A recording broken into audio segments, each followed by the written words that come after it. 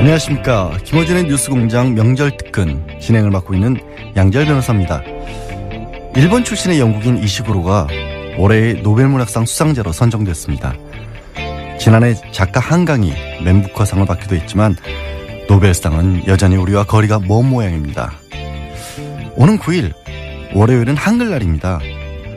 우리처럼 고유의 말과 글을 가지고 있는 나라, 더구나 오랜 역사까지 지켜온 나라는 많지 않습니다. 게다가 우린 첫걸음 뗄 무렵부터 독서 모임, 논술 강의를 시작해서 시, 소설, 수필, 평론까지 넘칠 만큼 배우지 않던가요?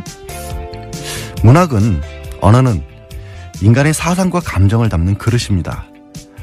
훌륭한 그릇을 가지고도 오롯이 담아내지 못하고 있는 이유는 뭘지 한번 생각해 봐야 하지 않을까요?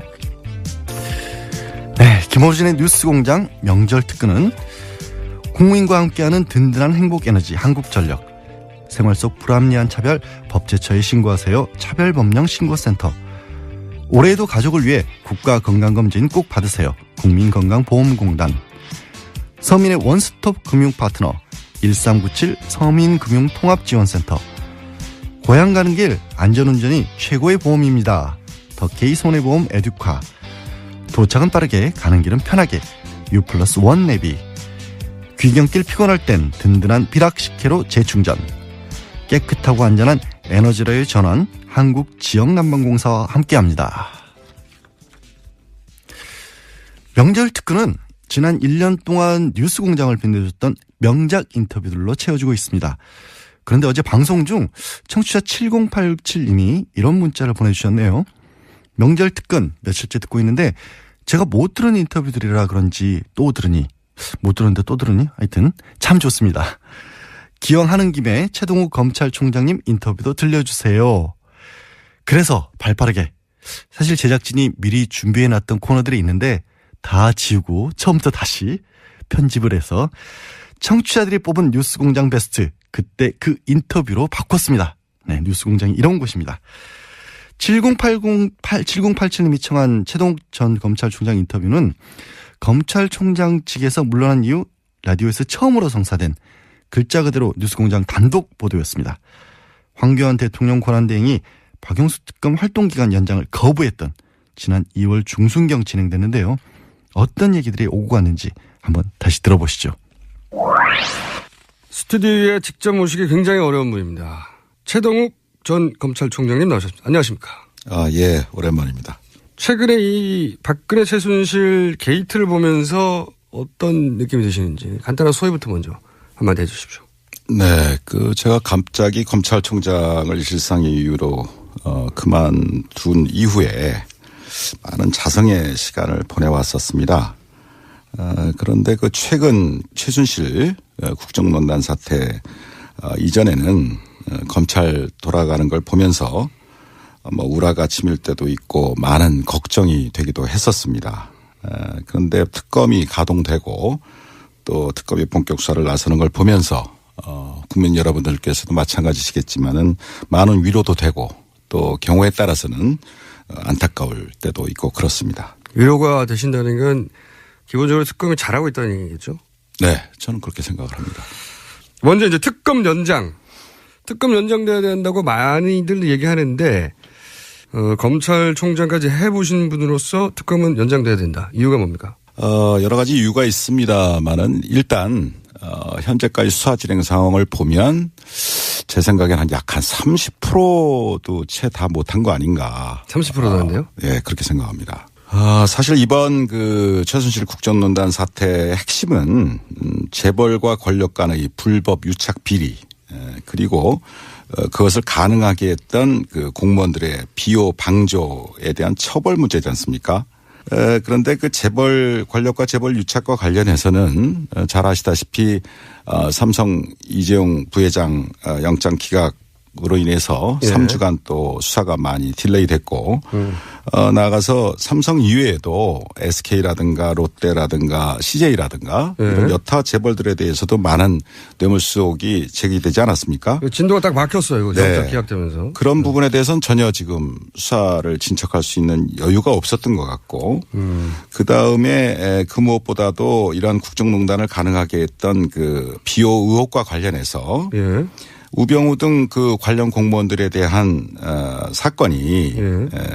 뭐 아직 시작도 안 했고 막 그거는 이제 시작 단계 아닌가 뭐 그렇기 때문에 결국 실질적으로 봐도 30% 이상은 진척됐다고 보기가 어렵다. 그렇게 그렇군요. 생각합니다. 너무 많은 그 의혹이 제기되어 있는 사건이기 때문에 적어도 유능한 검사 약 40명 정도는 200 투입을 정도. 해서 예.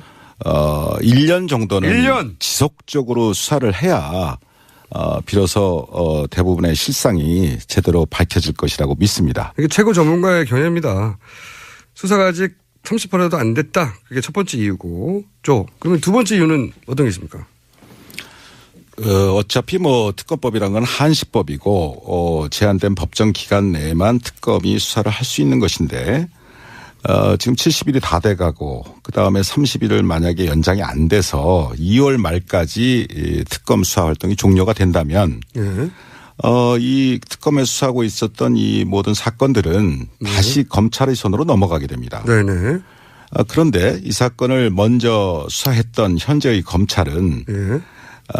재벌과 권력 간의 뇌물수수 혐의에 대해서는 손도 대지 못했었고 직권남용했죠. 예, 직권남용죄로만 기소를 했죠. 예. 또 우병우 등 그 관련 공무원들의 비호 방조 의혹에 대해서는 막 제대로 수사도 하지 못한 채 특검한테 사건을 전부 이관하는 지금 그런 상황이 되지 않았습니까?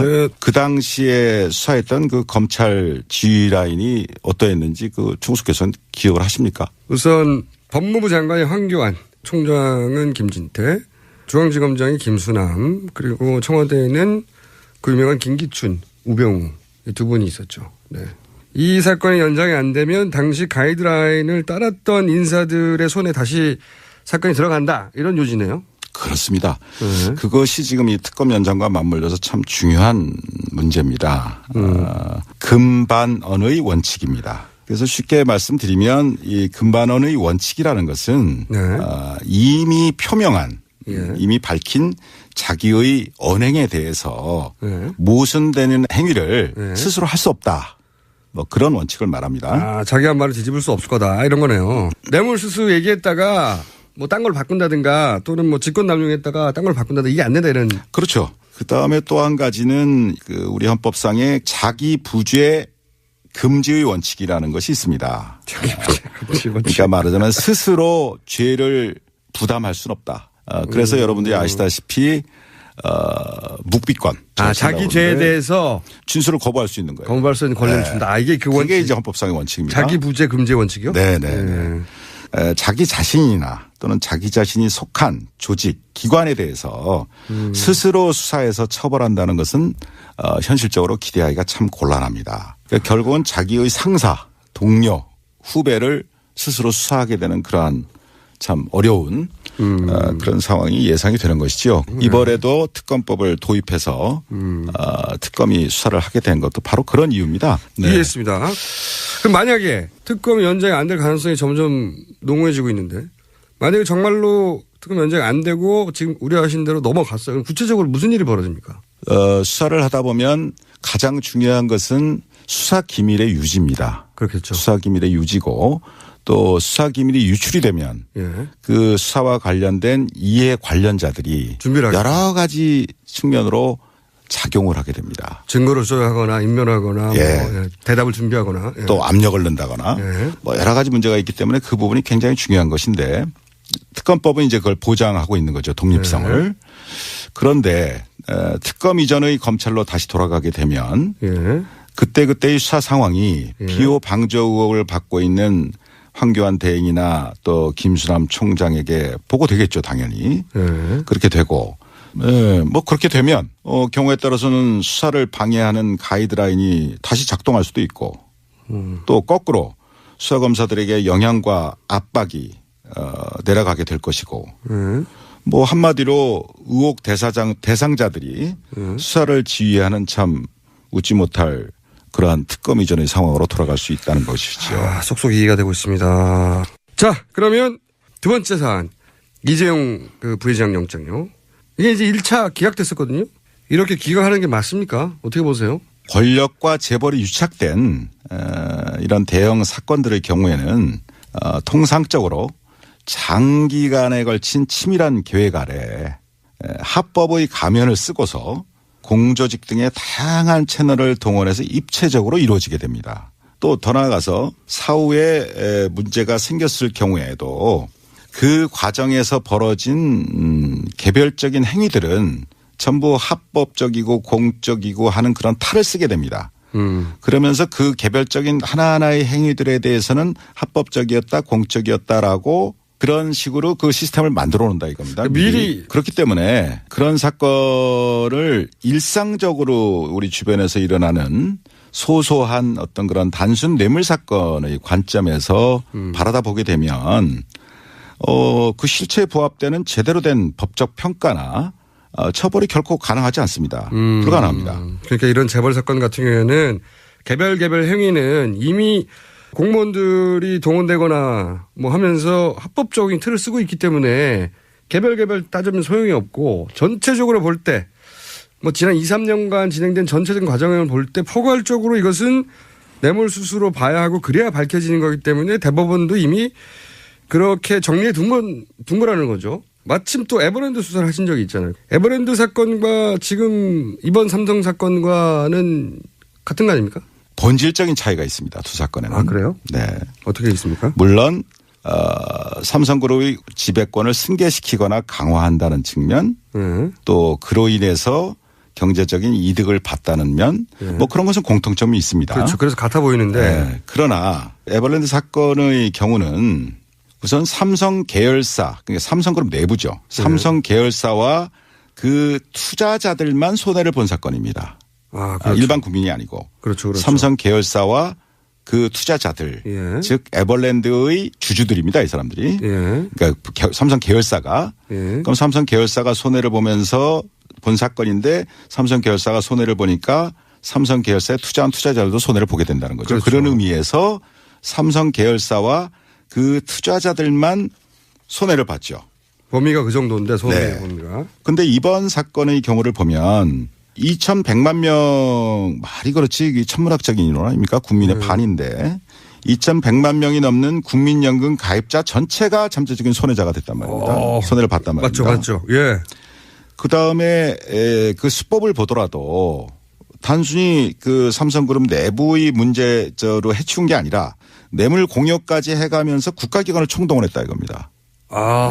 그게 본질적인 차이가 있어요. 예리한 분석입니다. 이거. 그러니까 손해의 범위 또 수법 면에서 두 사건은 굉장한 차이가 있다.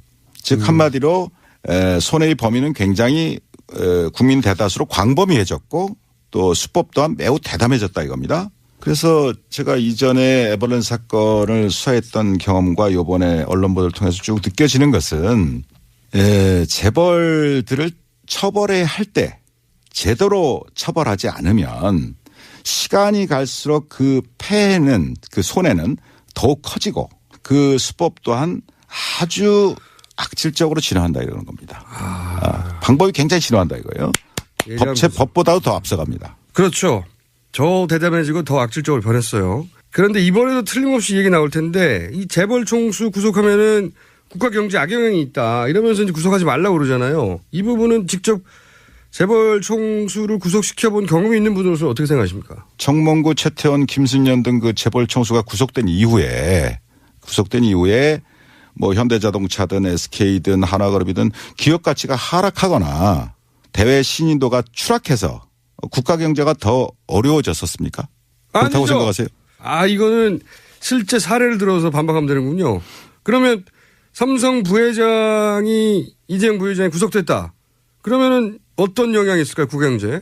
결과적으로는 오히려 해당 기업의 투명성이나 신뢰도를 높이는데 기여했다고 보는 쪽이 일반적인 시각이라고 생각합니다. 좀 더 구체적으로 말씀해 주세요. 그 이재용 부회장 혼자만의 생각으로 지금 이번 일이 벌어졌겠습니까? 그럴 리가 없죠. 네, 그럴 리가 없죠. 무수한 법률가들, 많은 전문가들이 오랜 연구와 기획 또 경우에 따라서는 조직적인 로비들이 있었기 때문에 가능한 거 아니겠습니까? 당연히 그렇겠죠. 그런데 예를 들면 이재용 부회장이 원칙대로 구속이 된다면 삼성 내부에서도 다시는 이런 식의 발상이나 시도는 엄두도 못 내는 상황이 될 거다 이런 얘기입니다. 그래서 이재용 부회장의 구속은 우리나라 재벌들 나머지 재벌들 전체에게도 큰 시그널을 보낸다 이겁니다. 정경유착은 삼성 부회장 한 사람 구속으로 해결될 수도 있겠네요, 이게. 제가 볼 땐 그럴 수도 있습니다. 아무리 경제 권력이 강하다 하더라도 합법 경영을 하지 않으면 예외 없이 총수가 구속될 수 있다. 그렇죠. 라는 시그널을 보낸다는 얘기입니다. 그것만 되면 돼요. 이 얘기해야 되겠네요. 황교안 대행 이런 말 했어요.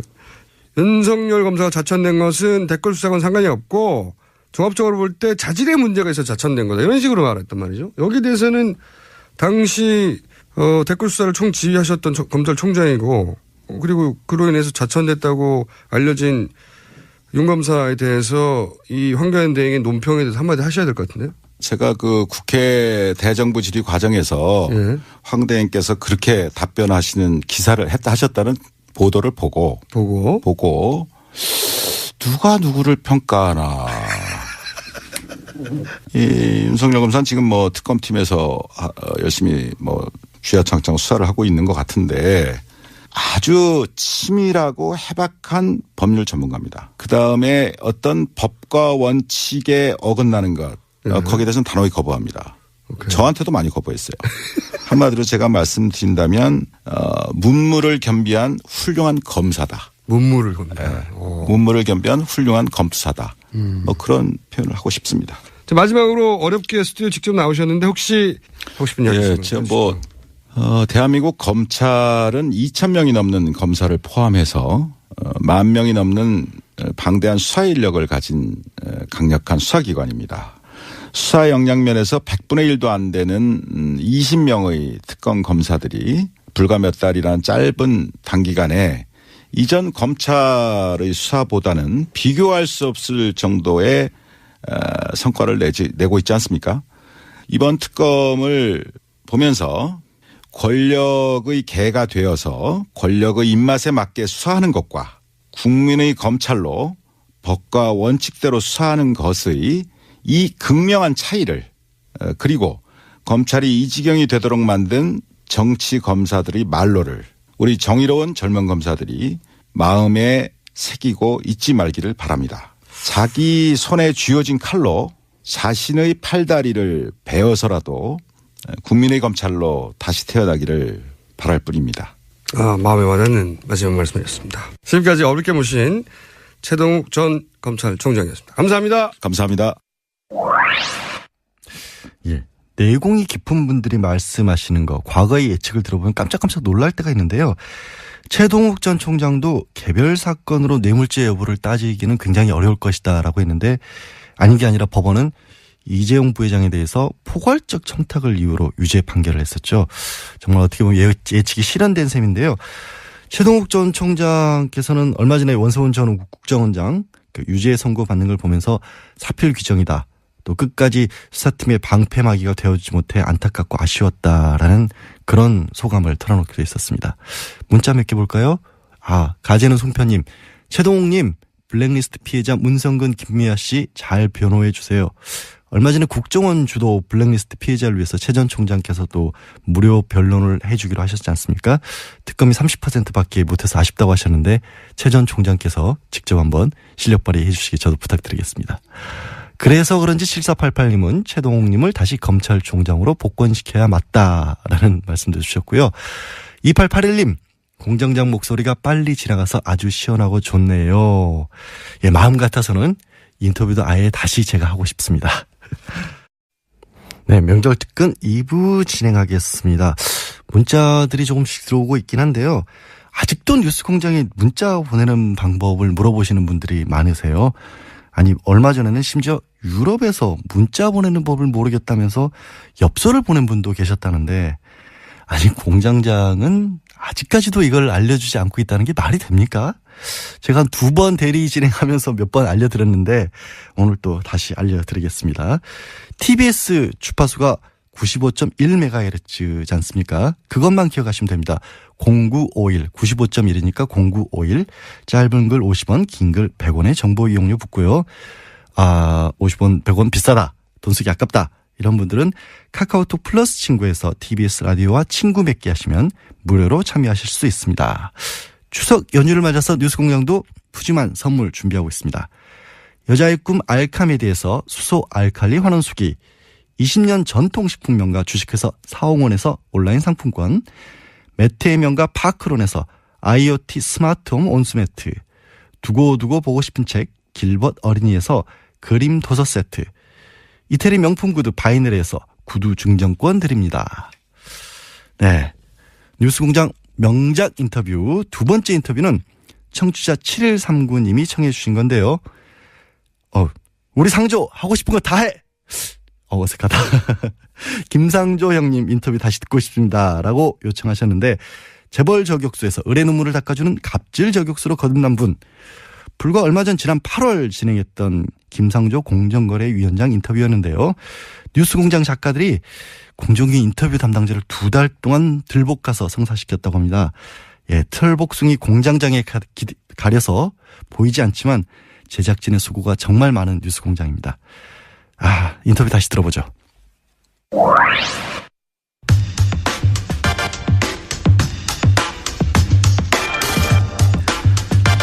우리 사회 을들이 비명을 지르는 건 공정위가 일을 제대로 안 해서다. 네. 김상조 공정거래위원장 스튜디오에 직접 나오셨습니다. 안녕하십니까? 네, 안녕하십니까? 네, 이렇게 높으신 분께서 직접.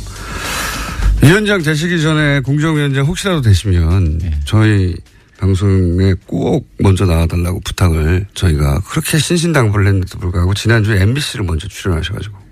예. 저희 같은 중소방송사를 먼저 챙기셔야 할 공정위원장께서 대형 방송사부터 출연하시면 방송의 공정거래 굉장히 나쁜 시그널을 줍니다. 예. 제가, 요즘은, 기업들에게서는 갑일지는 모르지만 또 네. 언론이나 국회에 대해서는 또 을이거든요. 저도 눈치 봐야 할 때가 많습니다. 대형 방송사부터 출연하면 안 되는 거거든요. MBC 얼마나 큽니까? TV에서 건물 달랑 하나예요. 조그만 거. 그래도 김어준 총수의 영향력은 MBC 못지 않다고 생각을 하고 있습니다. 그럼 먼저 오셨어야죠, 여기를. 네, 섭섭합니다. 예, 알겠습니다. 요즘 제가 언론을 보다 보면, 공정위가 이렇게 힘이 센 곳이었나. 공정위가 뭐 하는지 모르는 사람 진짜 많았어요. 예. 공정위가 뭐 하는 데입니까? 일단 설명해 주십시오. 말 그대로 공정한 시장 경제 질서를 확립하는 것을 조직의 책무로 하고 있는 중요한 기관이고요. 네. 다른 나라에서는 정말로 중요한 역할을 하고 있는. 다른 나라에서는 담합이라든가 기업들이 벌벌 떠는 조직이 원래 공정위 아닙니까? 그렇습니다. 미국 네. 같은 데서는 공룡 기업을 분할 명령을 내리기도 하고.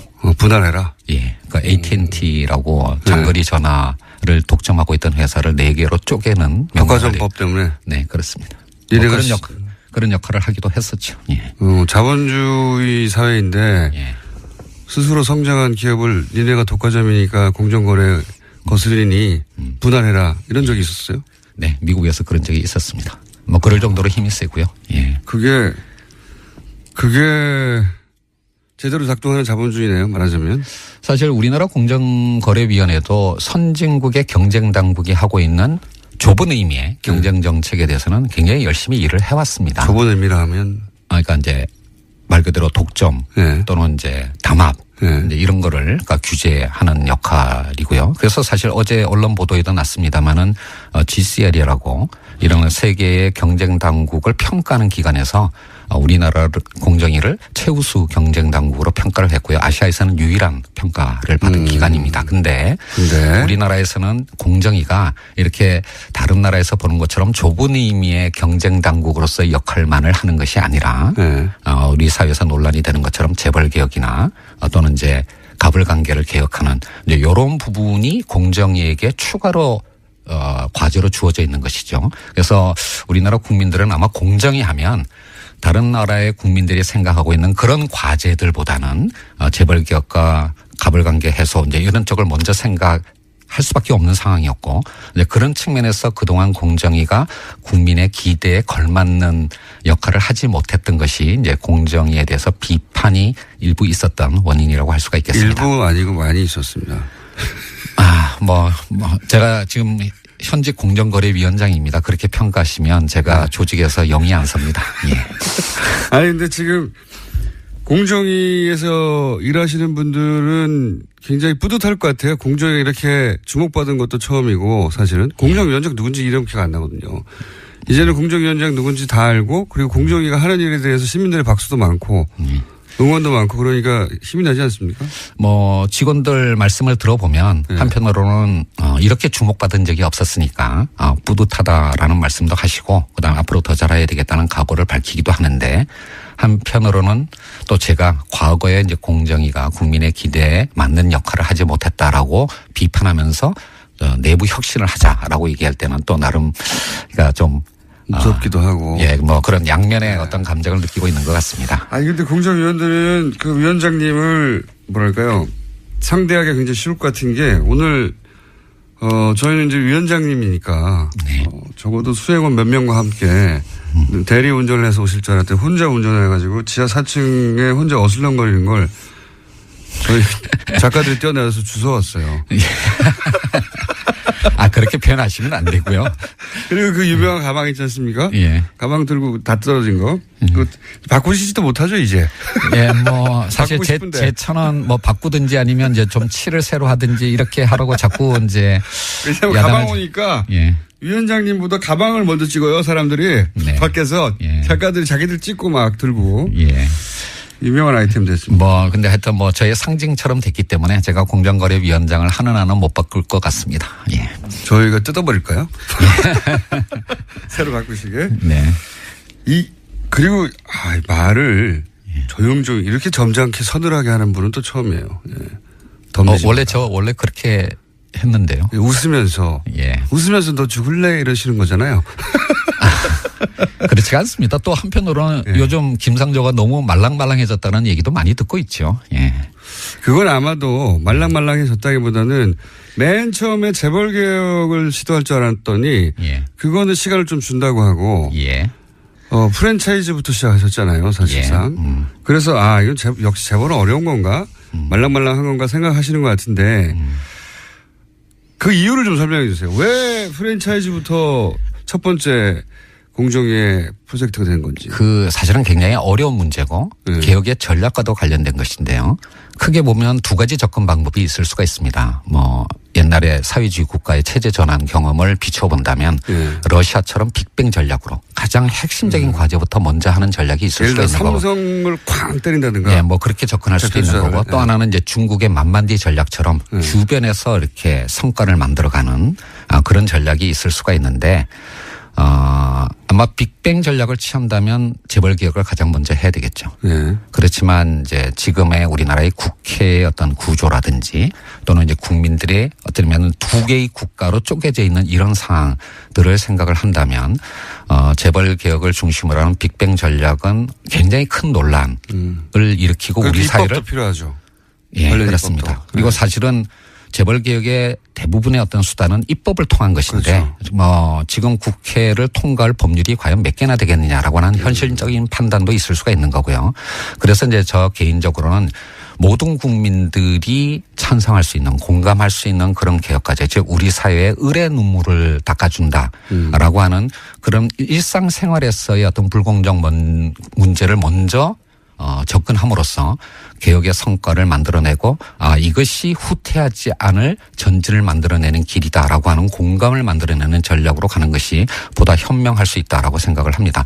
그런 의미에서 본다면 제가 좀 더 신중한 전략을 택한 것이지 개혁의 의지가 후퇴한 것은 아니라고 말씀드릴 수가 있겠습니다. 개혁의 의지를 의심하면서 도전하지 말라고. 네. 예. 그거는 조금, 좀 과한 표현이긴 했었는데요. 네. 좀 더 정확하게 말씀드리면 새 정부 또는 공정거래위원회의 개혁의 의지를 의심하지 말고 그 의지에 도전하지 말라라는 의미였는데 말이 잘못 나가서 공권력에 도전하지 말라라고 표현하게 됐습니다. 도전하면 어떻게 됩니까? 지금 공정거래위원회 등 정부가 갖고 있는 행정부서가 갖고 있는 공권력을 엄정하게 행사할 겁니다. 총동원에서. 네. 그리고 사실은 개혁을 완성 아무 표정도 없이 이렇게 개혁을 완성하기 위해서는 새로운 법과 제도를 만들어야 되지만 네. 현행 법률의 엄정한 집행만으로도 할 수 있는 것들이 굉장히 많습니다. 그 점을 잊지 마시기 바랍니다. 아니 이게 이렇게 점잖게 서늘하게 까불면 죽는다는 말을 하시는 분은 처음 봤어요. 도전하지 마라. 아니면 도전하지 마라. 그 청문회. 예. 청문회를 처음 당해보신 거잖아요. 당연히 그렇습니다. 예. 네.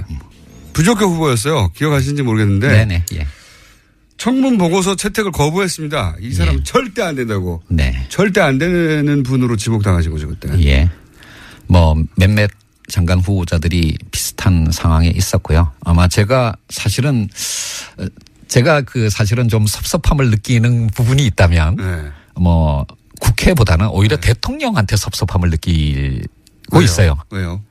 제가 아주 좋은 기사 나옵니다 이거. 예. 경제부총리보다도 먼저 지명이 됐습니다.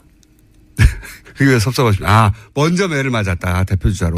그렇죠. 그러니까 제가 국무총리 다음에 지명된 네.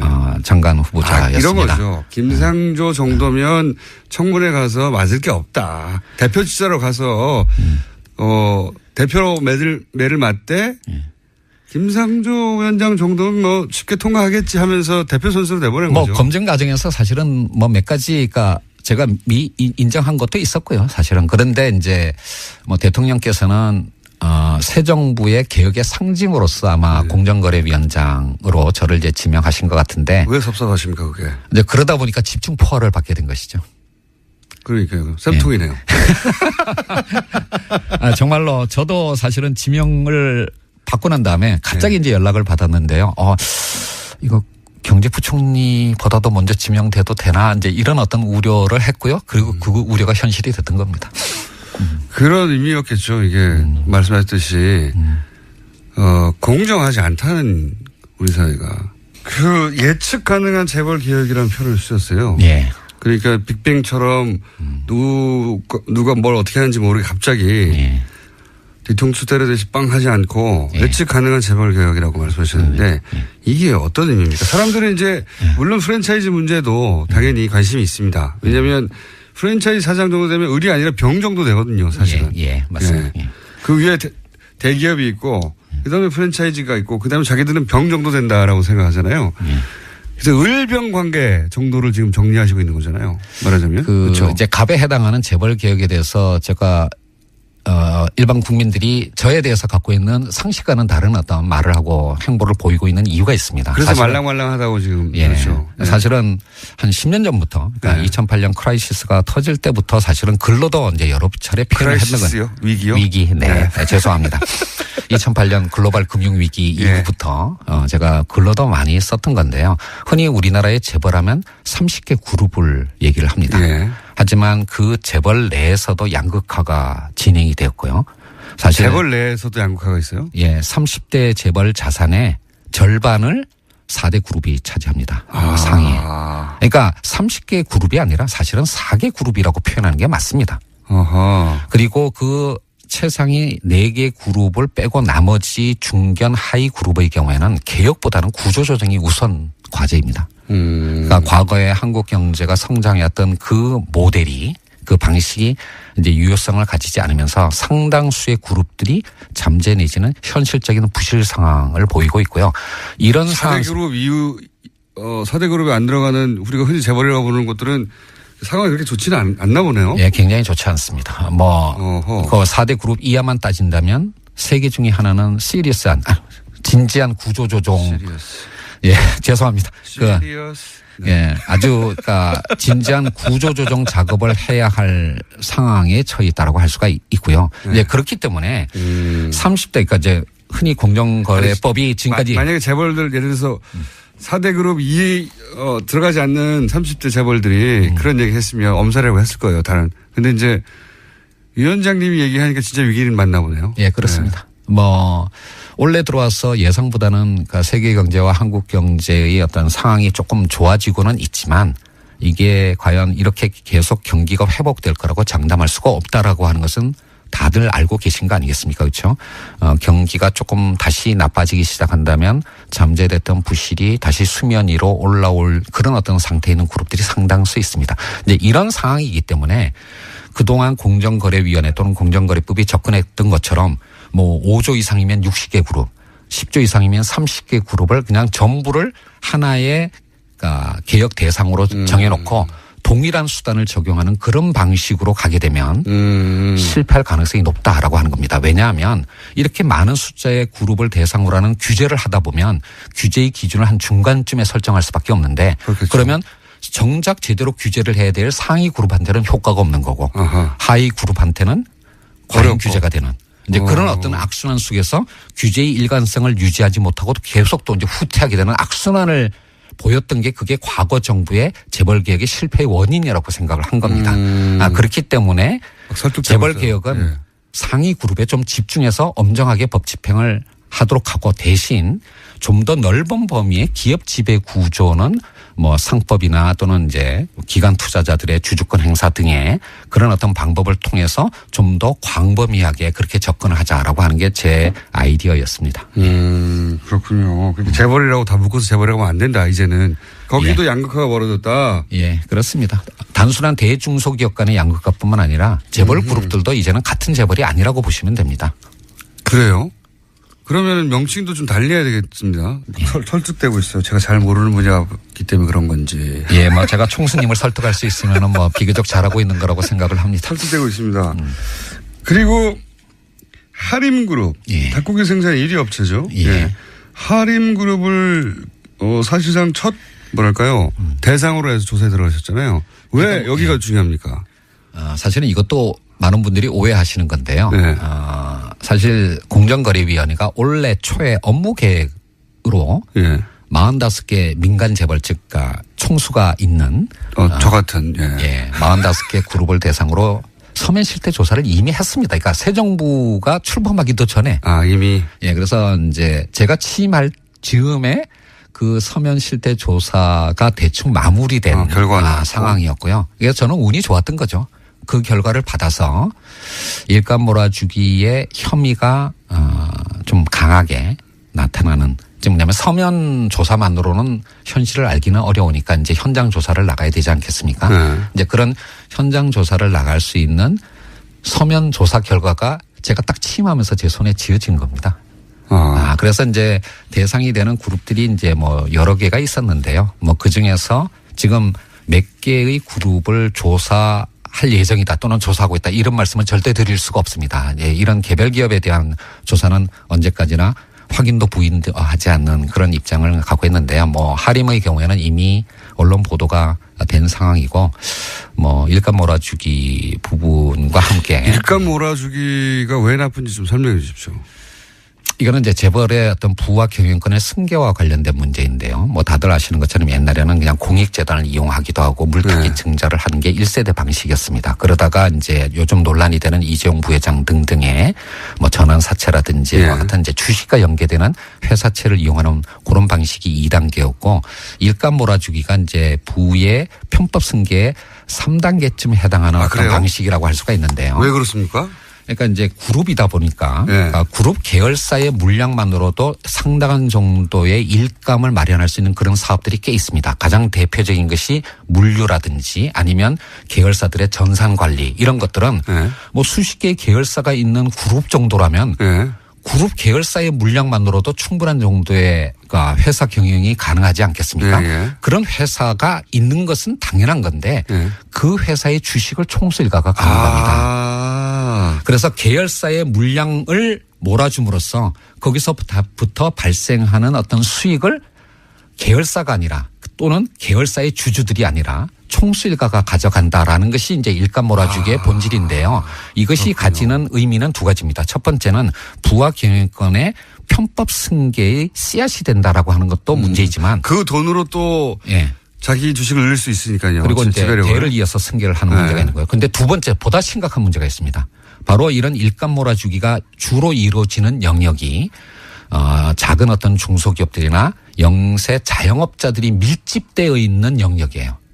그게 어떤 의미죠? 그러니까 골목 상권 문제, 네. 그러니까 대형 마트 또는 물류 또는 그러니까 건물 관리 또는 이제 그 전산 관리 이제 이런 쪽이 사실은 중소기업들이나 자영업자들이 해야 할 영역인데 여기에 이제 총수일가가 주식을 갖고 있는 회사가 뚝 들어가 버리면 거기가 완전히 생태계가 황폐해지는 겁니다. 예를 들면 한때 뭐 90년대까지만 하더라도 우리나라 대학의 전산학과가 공대에서는 가장 인기 학과였습니다. 지금은 가장 인기가 없는 학과가 됐습니다. 왜냐하면 전산학과를 졸업해봐야 재벌 계열사의 하청업체의 직원밖에 비정규직 직원밖에 안 된다는 걸 이미 알게 된 것이죠. 이런 식으로 했기 때문에 인터넷 강국인 한국이 제대로 된 전산관리 회사가 하나도 존재하지 않게 된 것입니다. 다 구멍가게 역할밖에 안 되니까요.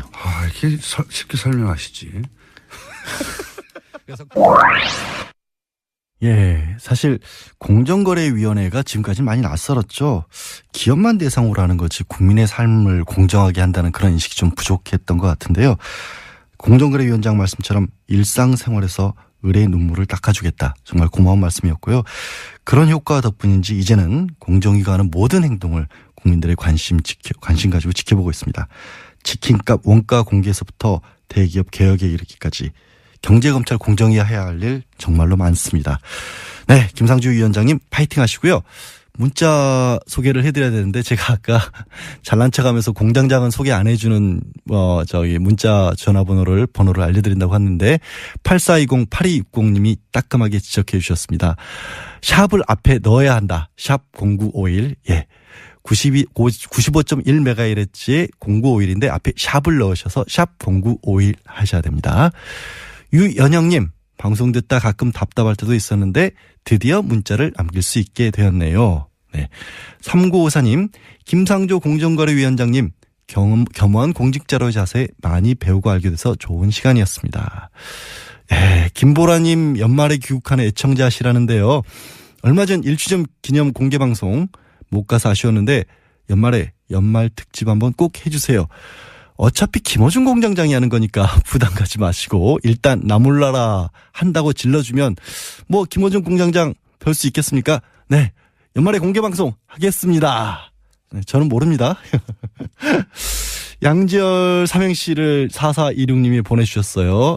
양심에 어긋나는 일 하지 않고 의를 세우는 변호사 겸 진행자. 이거 닭살 돋으려고 하는데 끝까지 읽겠습니다. 지혜롭고 편안한 진행자, 열혈 팬들을 위해 한가위도 쉬지 않고 나와 세상에 들려주는 멋진 진행자라기보다는 청취자분들이 계시기 때문에 저는 그냥 나와서 진행할 뿐입니다. 괜히 골랐다.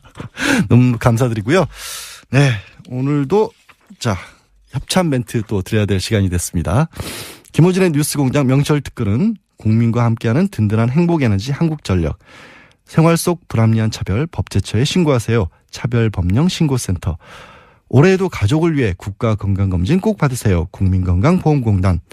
서민의 원스톱 금융파트너 1397 서민금융통합지원센터. 고향 가는 길 안전운전이 최고의 보험입니다. 더케이 손해보험 에듀카. 도착은 빠르게 가는 길은 편하게 U+1 내비. 귀경길 피곤할 땐 든든한 비락식혜로 재충전. 깨끗하고 안전한 에너지로의 전환. 한국지역난방공사가 함께합니다. 잠시 전하는 말씀 들으시고요. 저는 3부에 돌아오겠습니다.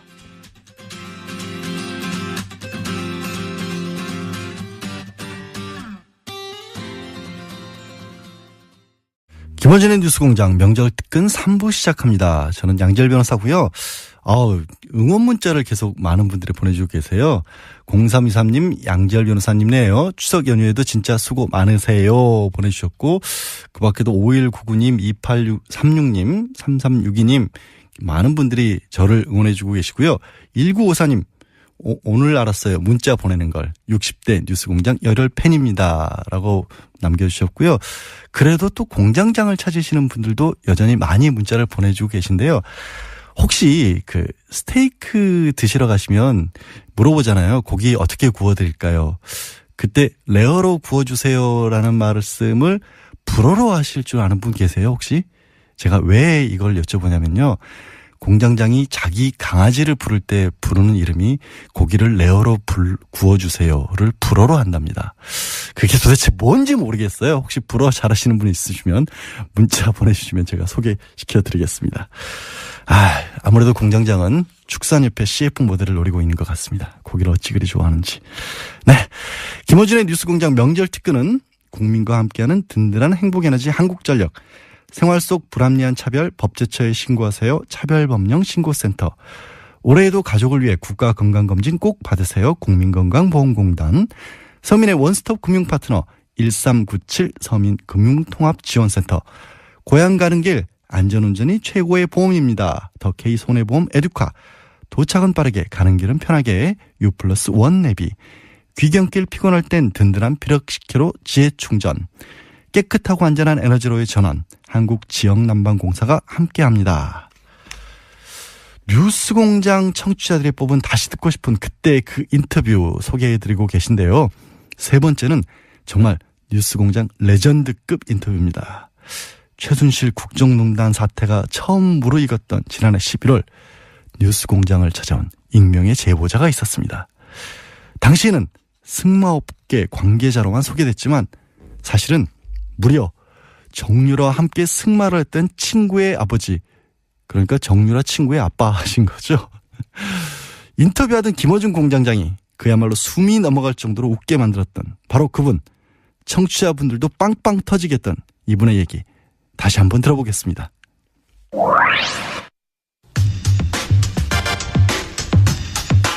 학교 역사상 사실상 최초로 선발한 승마 특기생 정유라에 대해서 이화여대는 그동안 특기가 아니다라고 해명해왔습니다. 그런데 정유라 학생이 고등학교 시절 승마 특기생 전형도 없던 이화여대를 본인이 갈 거란 이야기를 했었다는 증언이 있어 한 분을 모셨습니다. 승마계 관계자로서 당시 그런 이야기를 직접 들었다고 하는 분을 저희가 스튜디오에 모셨습니다. 어려운 걸음 해주셔서 감사합니다. 안녕하세요. 네, 안녕하십니까. 정유라 학생이 고등학생 때 이미 특기생 전형도 없는데 이대를 가겠다는 말을 했었다고요? 뭐 특별히 이대라기보다는 고대나 연대나 이대 이런 그 좋은 학교를 자기가 갈 수 있겠다라는 얘기를. 이대도 그 중에 하나로 언급된 그렇죠. 거군요. 네. 그런 학교를 갈 것이다. 네. 근데 당시는 네. 특히 이대는 승마 특기생 전형이 없기 때문에 네. 전형도 없는데 어떻게 가냐 이런 생각들을 주변에서 하지 않았을까요? 당연히?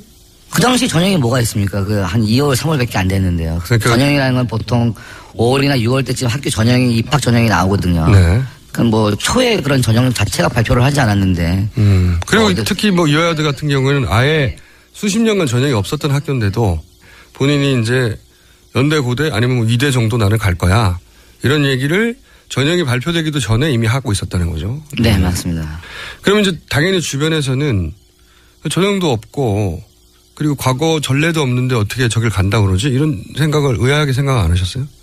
뭐 생각을 했지만 저희가 뭐 부모님들도 다 알기 때문에 유연이 정도 되면. 유연이면. 유라 정도 되면. 유라면. 어딜 못 가겠냐 이런 생각들은 다 그냥 저희들끼리는 하고 있었죠.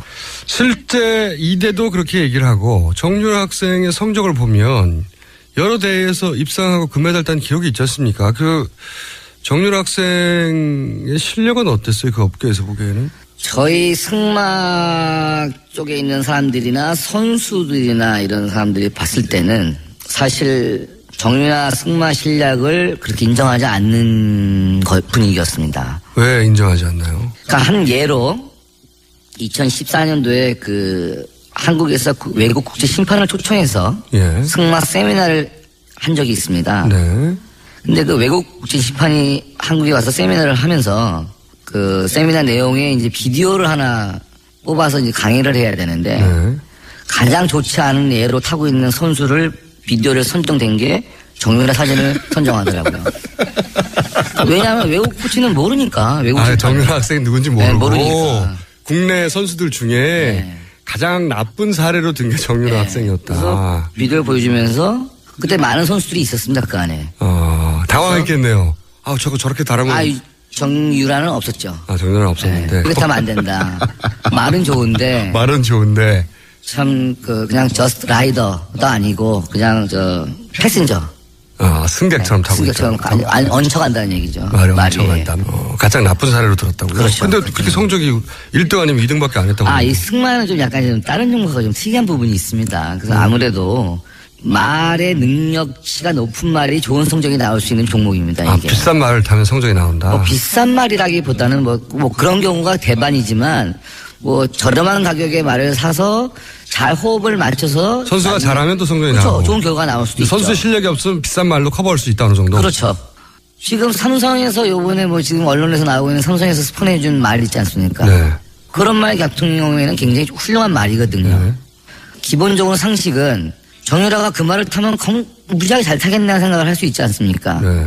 근데 성적은 너무너무 안 나왔잖아요. 국제대회에서. 네. 그런 예를 보듯이 말이 좋다고 해서 기수가 실력이 안 되면 아무리 좋은 말을 갖다 놔도 그 말의 영향을 뿜어내지는 못하는 겁니다.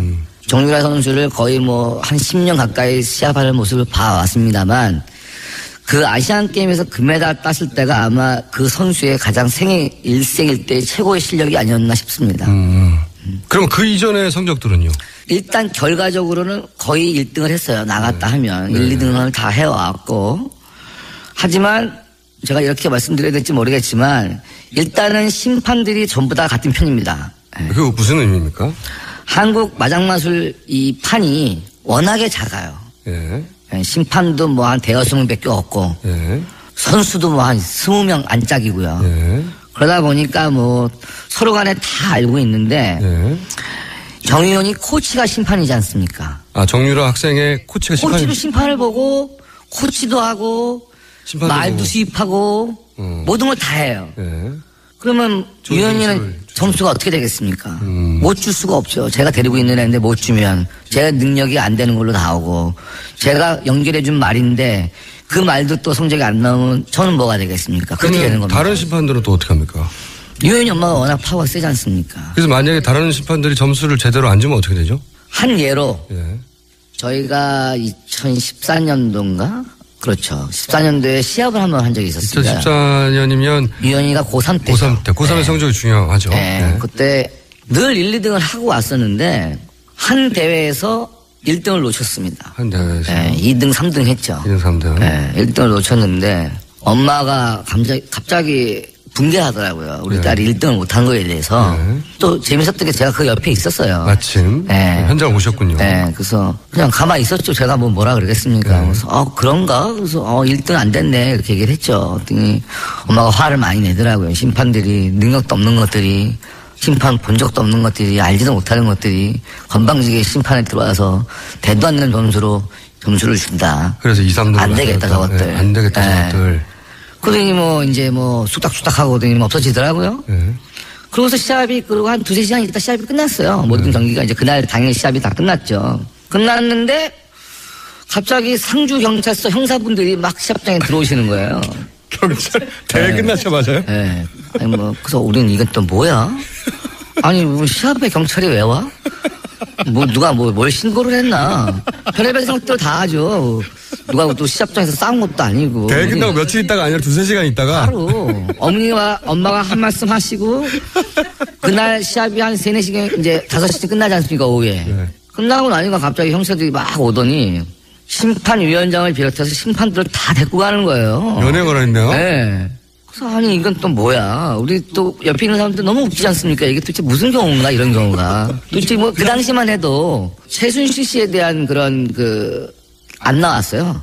최순실에 대한 정윤의 보도만 있었지. 그쵸. 최순실 보도가 네, 없었던. 아빠에 대한 얘기가 많았지. 엄마는 최태민 목사의 딸이라는 얘기는 알고 있었어요. 네. 다들 얘기를 하니까 다 알고 있었으니까. 최씨 집안이 대통령과 가깝다. 이모라가 부를 정도다. 네. 근데 다 모든 게 정윤회 씨를 기준으로 일이 벌어지는 거였었지. 그렇게 이해하고 있었다. 네, 그렇게 달리 이해하고 있었죠.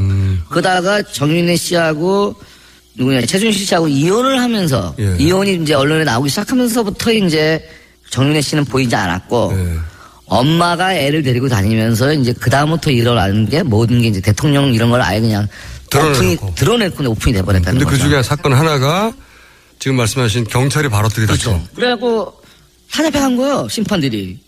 무슨 아니 심판들이 뭐 잘못한 게 없잖아요. 심판을 받을 뿐이고. 점수를 채점하고 점수 결과를 냈는데. 근데 그 심판들이 예. 그날 들어왔던 심판들이 이제 뭐 몇 분 계신데 그분들이 그쪽 식구들이 컨트롤되는 심판들이 아닌 심판들이 들어오는 거예요. 아, 그래서 그냥 본대로 심사를 해버렸군요. 아, 본대로 줬죠. 그렇죠. 본대로 준 거죠. 그 본대로. 사람들은. 그래서 네, 네. 아, 이건 1등 안 돼. 이렇게 줬더니. 아니 뭐 자기 본대로 자기 느낌대로 자기가 알고 있는 심판의 능력대로 준 건데 경찰서. 어머니는 이제 마음에 안 든 거죠. 1등을 안 했다는 거 이제 심판의 탓으로 돌린 거죠. 그래가지고 경찰서로. 다 잡혀갔어요. 다 잡혀갔어. 이제 몇 시간 있다가 다 나오셨더라고. 몇 시간 있다가. 근데 이제 우리가 안 들어간 사람들은 도대체 이게 이슈가 뭐길래 경찰서를 들어갔을까? 누가 한 짓일까?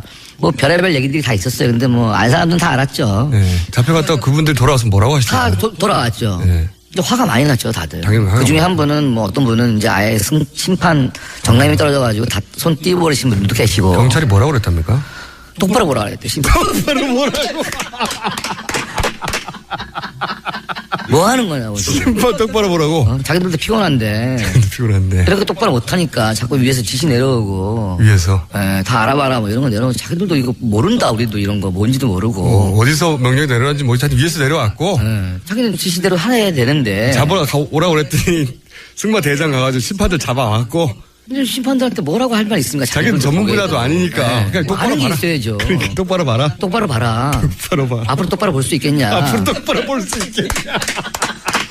근데 결국은 뭐 왈가불가 하다가 그냥 다 앞으로 심판 똑바로 보겠다. 그래서 뭐 각성문 같은 거 하나 쓰고. 네, 그리고 나왔다 하더라고요. 근데 이제 혹시- 거기에 예. 자존심 상한 심판들이 많이 있지 않습니까? 그렇겠죠. 근데 심판을 아예 떠나버리신 분들도 계시고. 최순실 씨가 은퇴시킨 심판도 있군요. 있죠. 아, 그때 그게 그래서 이제 또- 그 사건으로 문체부 국장이 날아가는 그 사건입니까? 다는 아니지만 지켜봤죠. 참 해도 너무하는구나. 이건 정말 아닌 것 같은데 이런 생각이 많이 들었죠. 그러면 정유라 학생이 특기 전형도 없던 이화여대에 승마로 가는 걸 보고 다른 학부모들이나 업계에서는 아 저거는 대통령이 힘을 쓴 거 아닌가 이런 생각은 안 하셨어요? 아니 바보가 아니면 다 생각하죠. 그거 아니면 뭐 어떻게 가요 무슨 수로. 학부모 한 사람의 힘은 절대 안 되는 거죠. 그렇죠. 안 되는 거죠. 요즘은 안 돼요. 이런 거는 절대로 우리나라는. 그리고 이제 일단 운동시키는 사람들 자체도 그런 생각을 안 해요. 예. 아닌 건 아닌 건데 그걸 뭐 억지로 만든다고 해서 가만히 있어요. 학생들이고 뭐 주위에 있는 사람들이. 이제 이 사건 특혜 사건이 불거지고 나서 이대는 아무 상관이 없다고 해명했잖아요. 네. 거기에 대해서 아시는 아이, 말도 안 되죠. 말도 안 되죠. 아니, 우리는 그 당시에 그 입학 전형 보는 애들한테 다 얘기 들었죠. 뭐 금메달을 들고 왔다는 등, 시합복을 입고 왔다는 등. 근데 저희들도 그런 입학 전형 이런 거 굉장히 예민해져요. 그런 걸 굉장히 자세히 들여다보고 막 공부를 많이 하는데 고대, 이대, 연대 이런 데는 그런 개인 종목이 일단 기본적으로 김연아나 뭐 이런 그 국민 여동생급 아니면 개인 종목으로는 가기 힘들어요. 축구, 야구, 농구, 아이스하키, 종목이 럭비. 뭐죠, 또. 네. 네. 그 종목 외에는 정말 힘든 부분인데 그런데 거기에서 뭐 이렇게 된다는 거는 뒷배경이 그런 거 아니면은 도저히 불가능하다고 생각을 하고 있죠. 대통령 백이 있으니까 가겠다. 네. 우린 가라. 네. 오히려 가서 가라, 차라리. 가서 너가 물꼬를 터주면 밑에 애들도 받아줄 거 아니냐 앞으로. 안 받아주대. 그다음부터. 오늘 여기까지 하겠습니다. 오늘 말씀 네. 감사합니다. 감사합니다. 아, 진짜 이게 웃음은 나는데. 아, 다시 들어도 이게 웃어야 될지 울어야 될지 모르겠습니다. 정유라한테 점수를 낮게 줬다고 심판 똑바로 바라면서 경찰이 현장에서 심판들을 체포해 갔다. 그걸 또 폭로한 방송 인터뷰는 음성 변조로 해야 한다. 정말 나라가 아닌 나라였던 것 같습니다. 예. 9479님이 그러셨네요, 진짜. 다시 들어도 정말 어이없고 화나는 일이었던 것 같습니다. 6000님, 권력과 돈만 있으면 뭐든 다 되는 세상이라는 사실에 너무 착잡했어요. 이젠 그런 세상이 아니죠. 6799님, 말덕에 금메달까지 따고 말한테 금메달 돌려줘야 하지 않을까요? 예, 돌려줘야 할 것 같습니다. 정말. 8279님, 최순실과 정유라 거짓말을 시원하게 반박하게 하는 말씀들 해주셔서 사이다처럼 시원했죠. 아니, 임동국님, 양언니 카톡으로 참여해도 소개해 주시나요? 제가 말씀드렸는데요. 카카오톡 플러스 친구에서 TBS와 친구 맺기 하시면 됩니다. 아까 제가 공장장 강아지 이름에 대해서 여쭤봤는데요. 그 레어로 익혀달라는 말은 세냥이라고 한다고 합니다. 세냥, 불어로. 그리고 뜻밖에도 영수증을 뜻하는 라디시옹이 공장장의 강아지 이름입니다라고 말씀 주신 분들도 계신데요. 공장장 강아지 2마리입니다. 그러니까 세냥이 1마리고 라디시옹이 1마리인 모양입니다. 왜 아침부터 제가 공장장이 개 이야기를 하고 있는지 정말 저도 잘 이해가 안 갑니다. 네, 뉴스공장 참여해 주신 분들께는요. 여자의 꿈 알카메디에서 수소 알칼리 환원수기, 20년 전통식품 명가 주식회사 사홍원에서 온라인 상품권, 매트의 명가 파크론에서 IoT 스마트홈 온수매트, 두고두고 보고 싶은 책 길벗 어린이에서 그림 도서 세트, 이태리 명품 구두 바이너리에서 구두 증정권 드립니다. 예, 오늘은 김호준이 아니고 양지열입니다. 4부 문 열겠습니다. 문자부터 볼까요? 0900 아니 공장장님 잘렸나요? 고향 갔다 오니까 세상이 바뀌었군요. 양병께서 계속 쭉 하시고 김총수는 게스트로 하는 게 좋을 듯. 제감은 게스트로 안 부릅니다. 서인성님, 양언니가 진행하시니까 색다르네요. 진짜 라디오 방송 같아요. 야, 공장장 목소리 너무 찌들었나 봐요. 아, 귀를 좀 씻을 필요가 있으실 듯 합니다. 2192님, 역시 양언니님은 문자를 많이 읽어주는군요. 친절한 양언니. 아, 읽다 보니까 아니 최소한 악마 마왕이었는데 어쩌다 언니로 고정이 되는 그 불행 어떤 예감이 안 좋은데요. 6630님, 이분도 양언니네. 양언니 목소리는 타고났어요. 공장장과 브로맨스 너무 좋아요. 거부합니다. 예, 브로맨스라니요. 어디 이런 말씀을.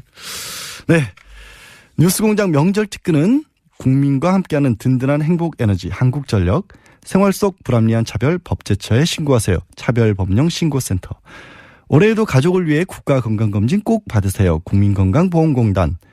서민의 원스톱 금융파트너 1397 서민금융통합지원센터. 고향 가는 길 안전운전이 최고의 보험입니다. 더케이 손해보험 에듀카. 도착은 빠르게 가는 길은 편하게 U+1 내비. 귀경길 피곤할 땐 든든한 비락식혜로 재충전. 깨끗하고 안전한 에너지로의 전원 한국지역난방공사가 함께합니다. 자, 이제 마지막 인터뷰 들려드릴 시간인데요. 이제는 말할 수 있다. 김어준 뉴스공장 명절 특근의 끝판왕. 마지막으로 만나볼 주인공은 바로 상암동 본드 김상욱 씨입니다. 네, 이분 국정원 임원 출신이세요.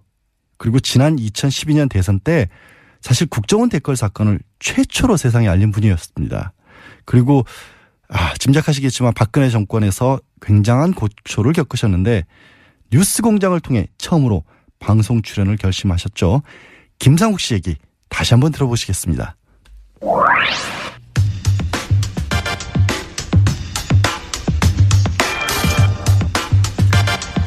원세훈 전 국정원장에게 어제 징역 4년이 구형됐죠.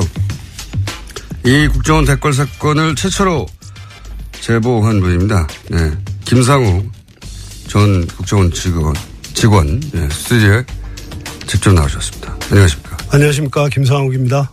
예, 이름도 이제 밝히시고. 네. 예. 방송국에 스튜디오에 나오신 건 처음이죠? 예, 처음입니다. 방송을 잘해주세요. 우선 국정원을 언제 어떤 업무를 하다가 어떤 직급에서 퇴직을 하셨습니까? 저는 이제 수사로 시작을 해서 맨 마지막에 나올 때는 산업 스파이 잡는 일을 하다가 부의사관으로 3급으로 3급 부의사관. 2009년 6월에 퇴직했습니다.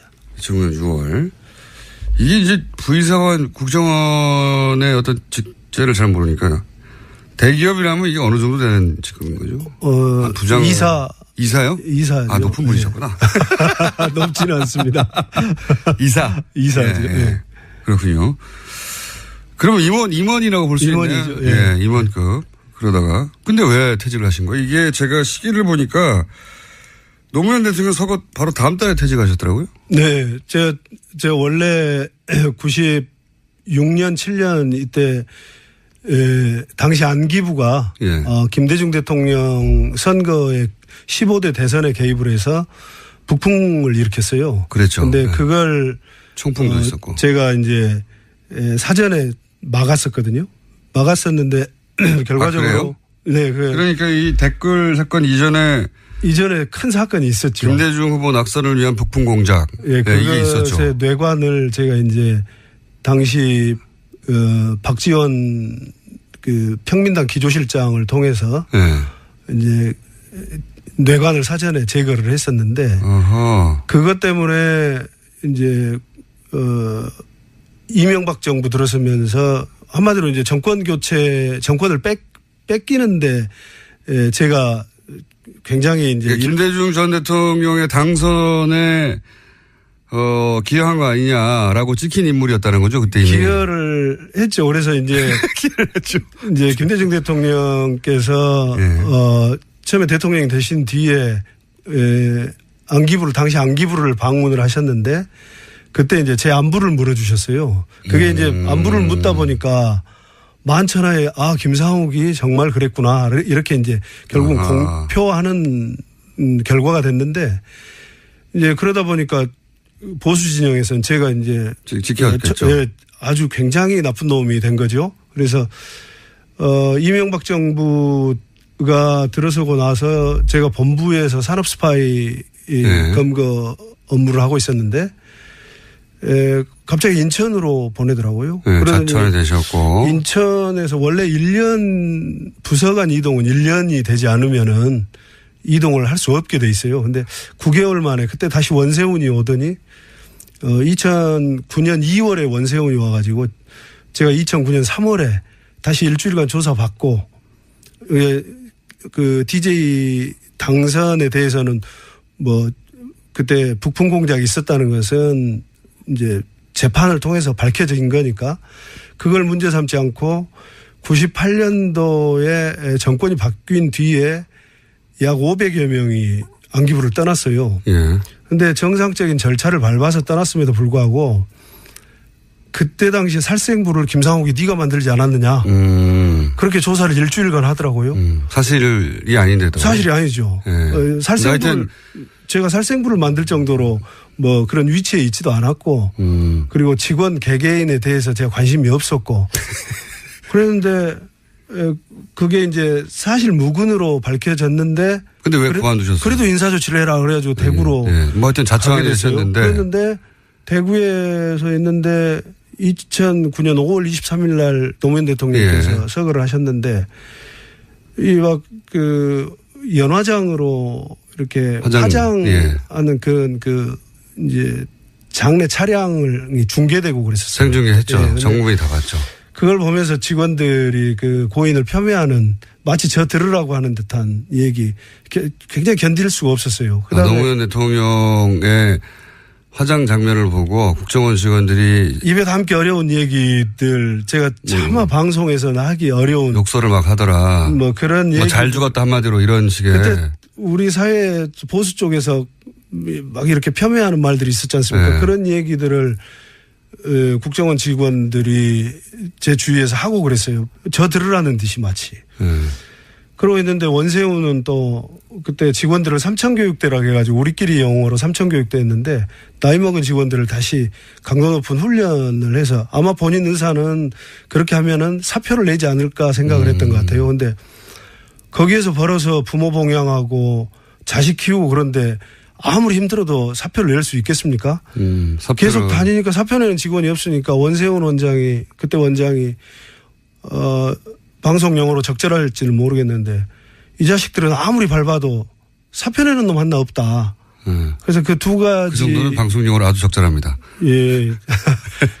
그래서 그 두 가지가 도저히 제가 있을 수 있는 조직이 아니다. 그래서 제가 사표를 내게 됐습니다. 그런데 이거 있지 않습니까? 제가 이제 그 어디서 보니까 당시 97년에 김대중 후보 낙선 부품 공작을 세상에 알린 장본인이신데 근데 후배들에게 그렇게 말씀하셨다면서요. 나는 조직원의 의무를 저버렸지만 야당 후보를 용공 조작해서 빨갱이로 모는 것은 그걸 막은 시민의 의무는 지켰다. 그러니까 조직원의 의무는 저버렸으나 시민의 의무는 지켰다. 이렇게 얘기를 후배들에게 하셨다는데 제가 궁금한 건 이런 겁니다. 국정원 내에 그런 김상욱 씨의 발언에 공감하고 그렇게 유사하게 생각하는 직원들이 있습니까? 그래서 댓글 사건이 이제 세상에 모습을 드러내게 됐던 거죠. 제가 후배들이 제가 이제 김대중 대통령 그 연공 조작을 막았다라는 것은 다 알려졌어요. 네. 국정원 내부에서는. 대통령이 와서 그런 말을 했다니까요. 예, 알려졌는데. 그게 첫 번째 정권 교체였거든요. 역사적인. 그렇죠. 예. 예.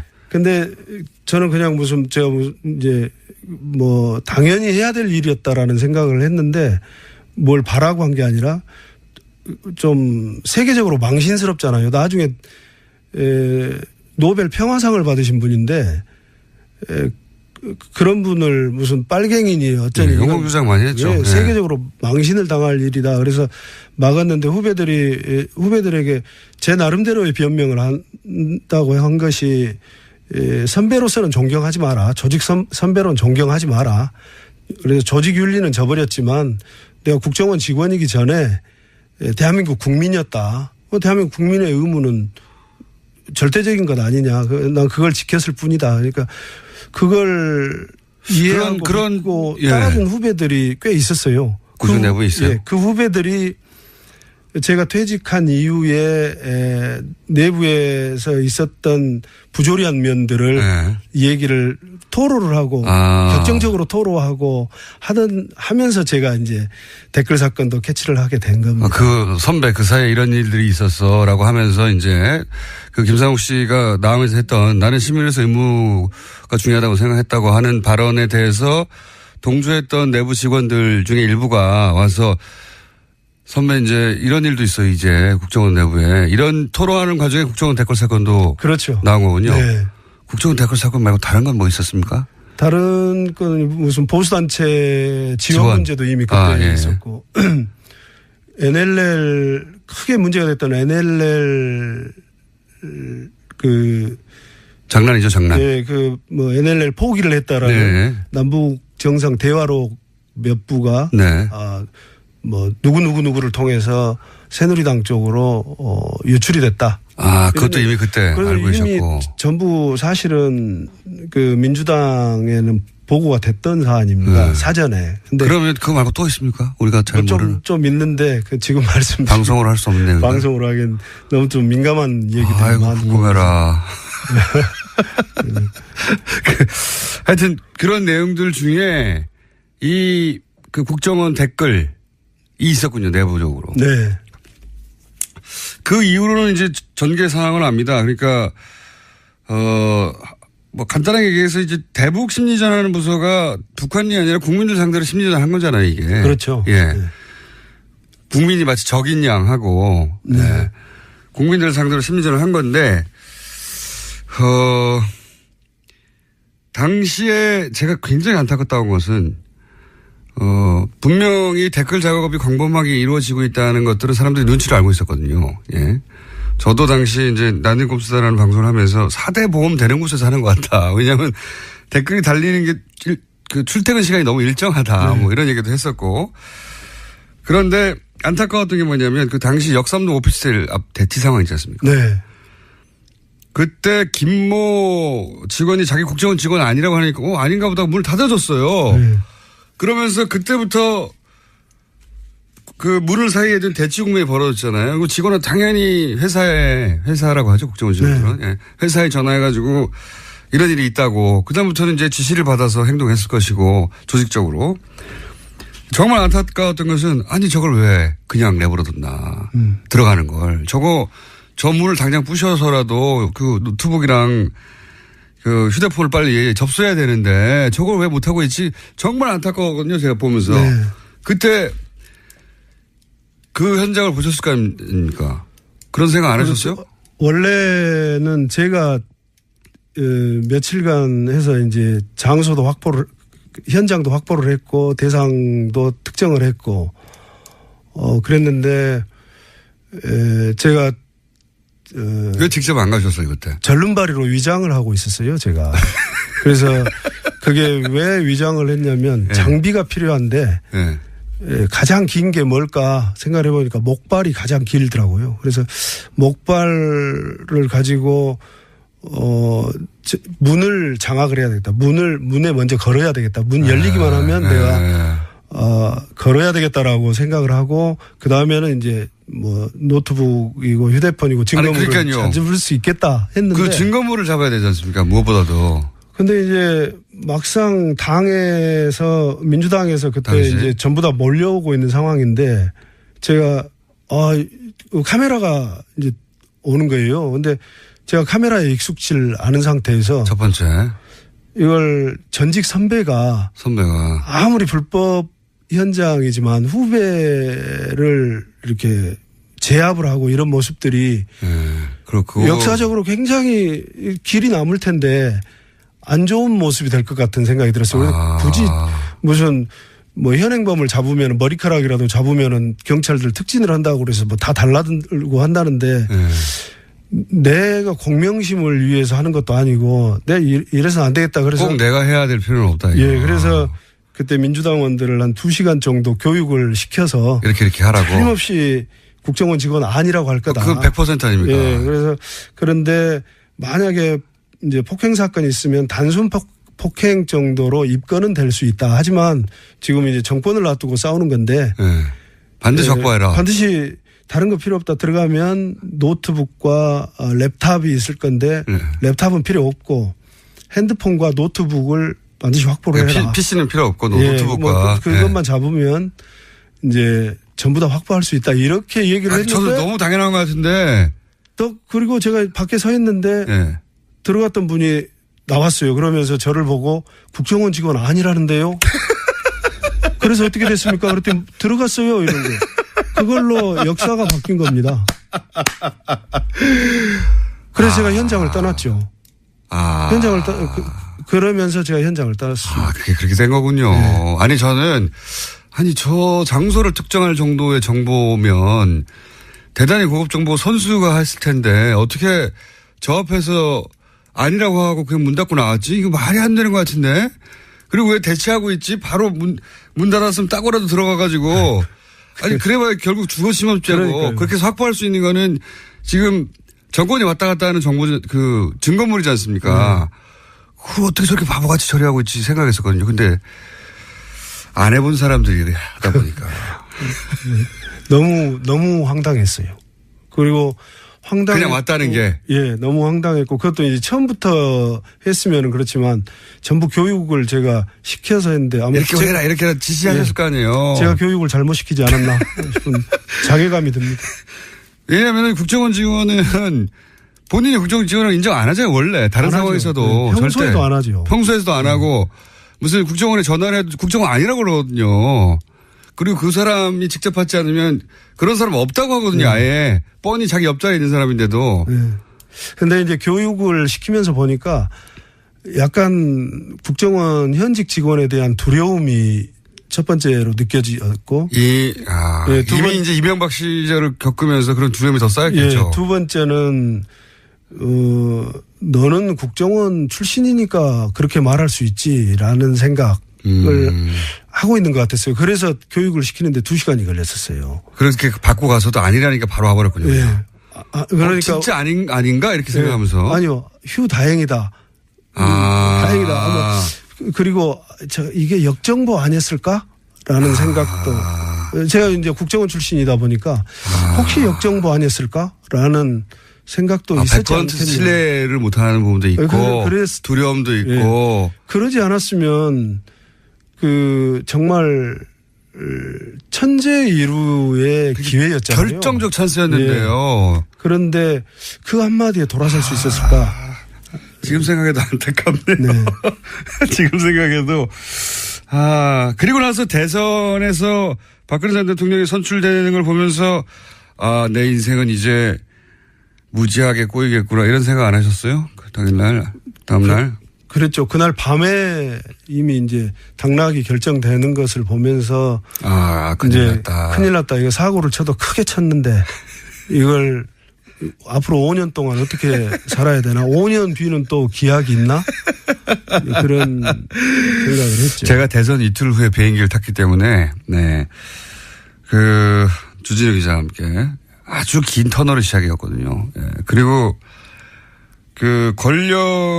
최고 권력이 직접적으로 타겟으로 하는 상태에서 5년간을 생으로 버텨야 하는 게 어떤 기분인지 그 겪어보지 않은 사람 잘 모릅니다. 네. 그 기분을 잘 알기 때문에 여쭤보는 건데 그 순간 후회는 안 하셨어요? 아, 내가 왜 그랬을까?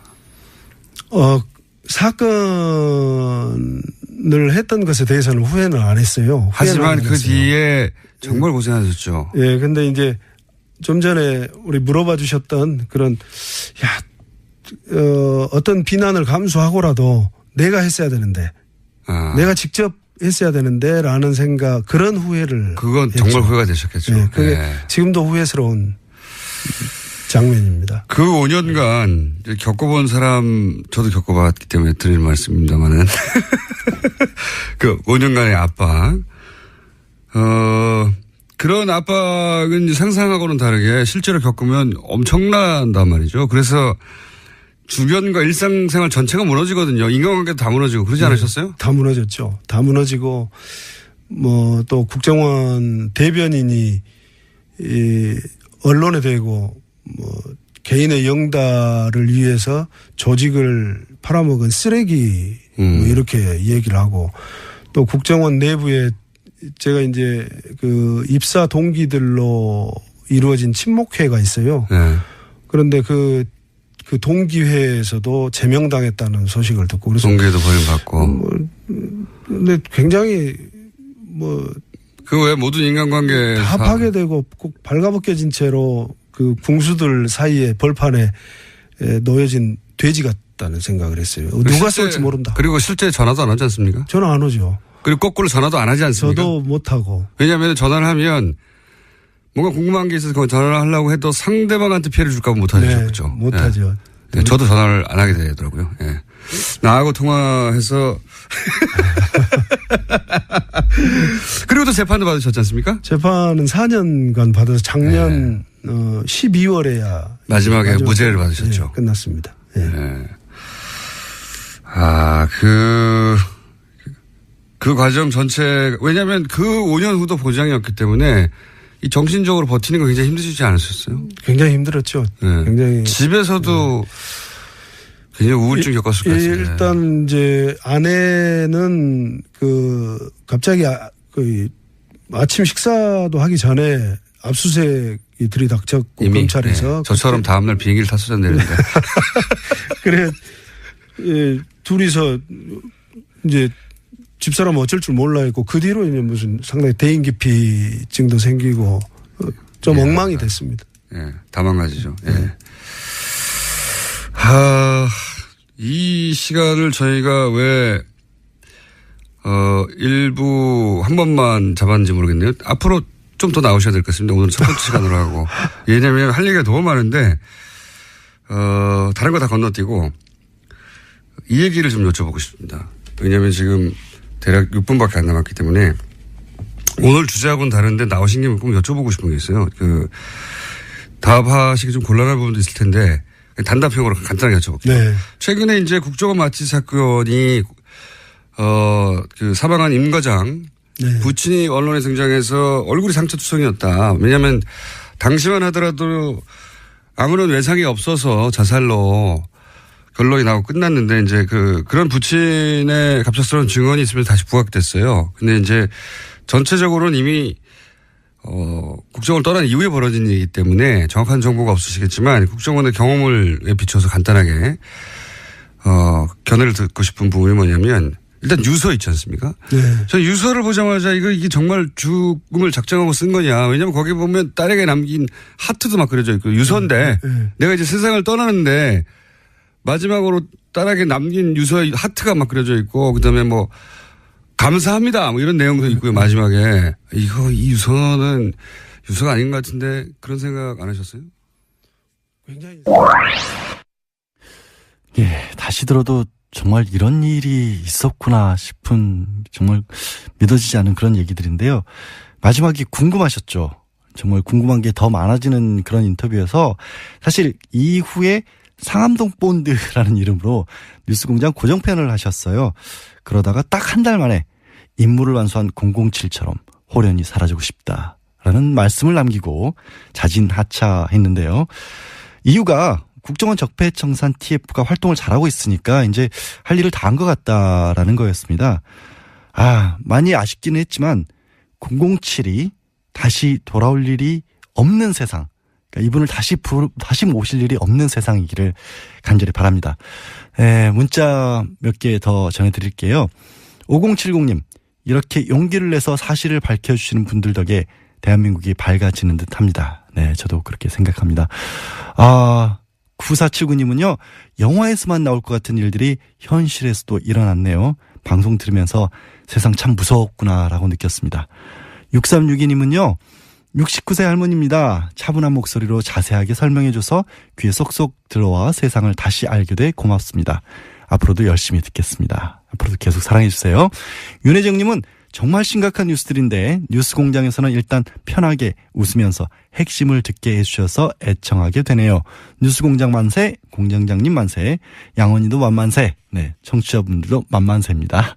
강혜정님, 양변님 고생하셨어요.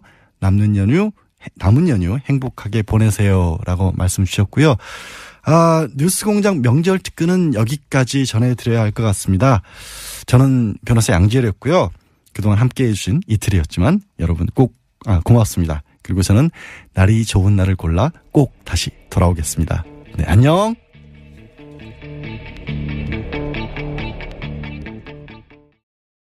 공장도 개별 사건으로 뇌물죄 여부를 따지기는 굉장히 어려울 것이다 라고 했는데, 아닌 게 아니라 법원은 이재용 부회장에 대해서 포괄적 청탁을 이유로 유죄 판결을 했었죠. 정말 어떻게 보면 예측이 실현된 셈인데요.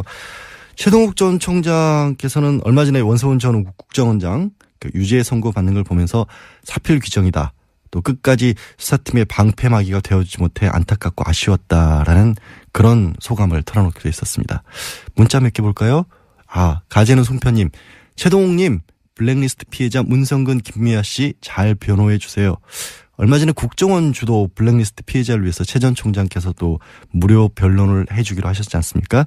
특검이 30%밖에 못해서 아쉽다고 하셨는데 최 전 총장께서 직접 한번 실력 발휘해 주시기 저도 부탁드리겠습니다. 그래서 그런지 7488님은 최동욱님을 다시 검찰총장으로 복권시켜야 맞다라는 말씀도 주셨고요. 2881님, 공장장 목소리가 빨리 지나가서 아주 시원하고 좋네요.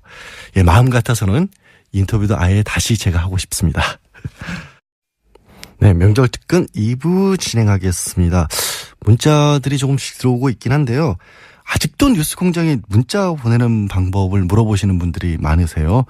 아니, 얼마 전에는 심지어 유럽에서 문자 보내는 법을 모르겠다면서 엽서를 보낸 분도 계셨다는데, 아니, 공장장은 아직까지도 이걸 알려주지 않고 있다는 게 말이 됩니까? 제가 한 2번 대리 진행하면서 몇 번 알려드렸는데 오늘 또 다시 알려드리겠습니다. TBS 주파수가 95.1MHz지 않습니까? 그것만 기억하시면 됩니다. 0951, 95.1이니까 0951, 짧은 글 50원, 긴 글 100원의 정보 이용료 붙고요. 50원, 100원 비싸다, 돈 쓰기 아깝다, 이런 분들은 카카오톡 플러스 친구에서 TBS 라디오와 친구 맺기 하시면 무료로 참여하실 수 있습니다. 추석 연휴를 맞아서 뉴스공장도 푸짐한 선물 준비하고 있습니다. 여자의 꿈 알카메디에서 수소 알칼리 환원수기, 20년 전통식품 명가 주식회사 사홍원에서 온라인 상품권, 매트의 명가 파크론에서 IoT 스마트홈 온수매트, 두고두고 보고 싶은 책 길벗 어린이에서 그림 도서 세트, 이태리 명품 구두 바이넬에서 구두 증정권 드립니다.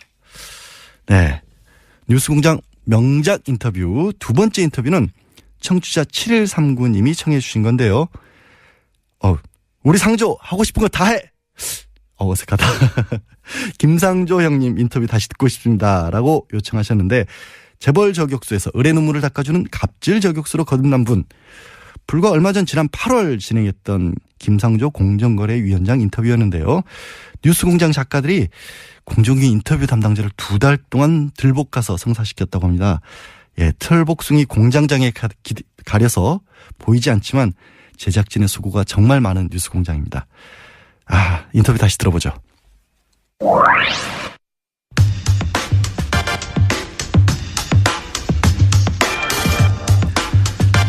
우리 사회 을들이 비명을 지르는 건 공정위가 일을 제대로 안 해서다. 네.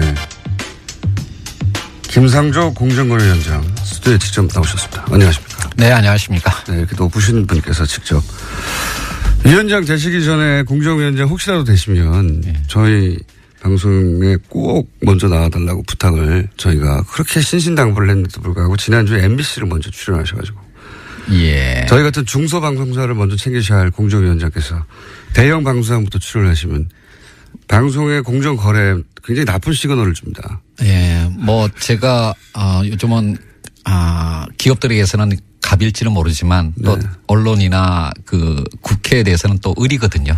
저도 눈치 봐야 할 때가 많습니다. 대형 방송사부터 출연하면 안 되는 거거든요. MBC 얼마나 큽니까? TV에서 건물 달랑 하나예요. 조그만 거. 그래도 뭐 김어준 총수의 영향력은 뭐 MBC 못지 않다고 생각을 하고 있습니다. 그럼 먼저 오셨어야죠, 여기를. 네, 섭섭합니다. 예, 알겠습니다. 요즘 제가 그 언론을 보다 보면 이야, 공정위가 이렇게 힘이 센 곳이었나. 공정위가 뭐 하는지 모르는 사람 진짜 많았어요. 예. 공정위가 뭐 하는 데입니까? 일단 설명해 주십시오. 말 그대로 공정한 시장 경제 질서를 확립하는 것을 조직의 책무로 하고 있는 중요한 기관이고요. 네. 다른 나라에서는 정말로 중요한 역할을 하고 있는. 다른 나라에서는 뭐 담합이라든가 기업들이 벌벌 떠는 조직이 원래 공정위 아닙니까? 그렇습니다. 미국 같은 데서는 공룡 기업을 분할 명령을 내리기도 하고.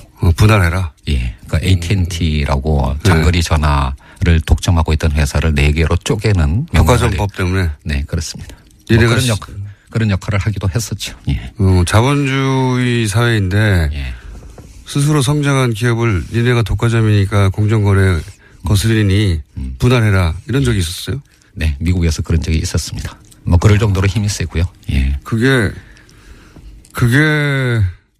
제대로 작동하는 자본주의네요, 말하자면. 사실 우리나라 공정거래위원회도 선진국의 경쟁당국이 하고 있는 좁은 의미의 경쟁정책에 대해서는 굉장히 열심히 일을 해왔습니다. 좁은 의미라 하면? 그러니까 이제 말 그대로 독점 또는 이제 담합 이제 이런 거를 그러니까 규제하는 역할이고요. 그래서 사실 어제 언론 보도에도 났습니다마는 GCL이라고 이런 세계의 경쟁 당국을 평가하는 기관에서 우리나라 공정위를 최우수 경쟁 당국으로 평가를 했고요. 아시아에서는 유일한 평가를 받은. 안녕하십니까. 김어준의 뉴스공장 명절 특근 진행을 맡고 있는 양절 변호사입니다. 일본 출신의 영국인 이시구로가 올해의 노벨문학상 수상자로 선정됐습니다.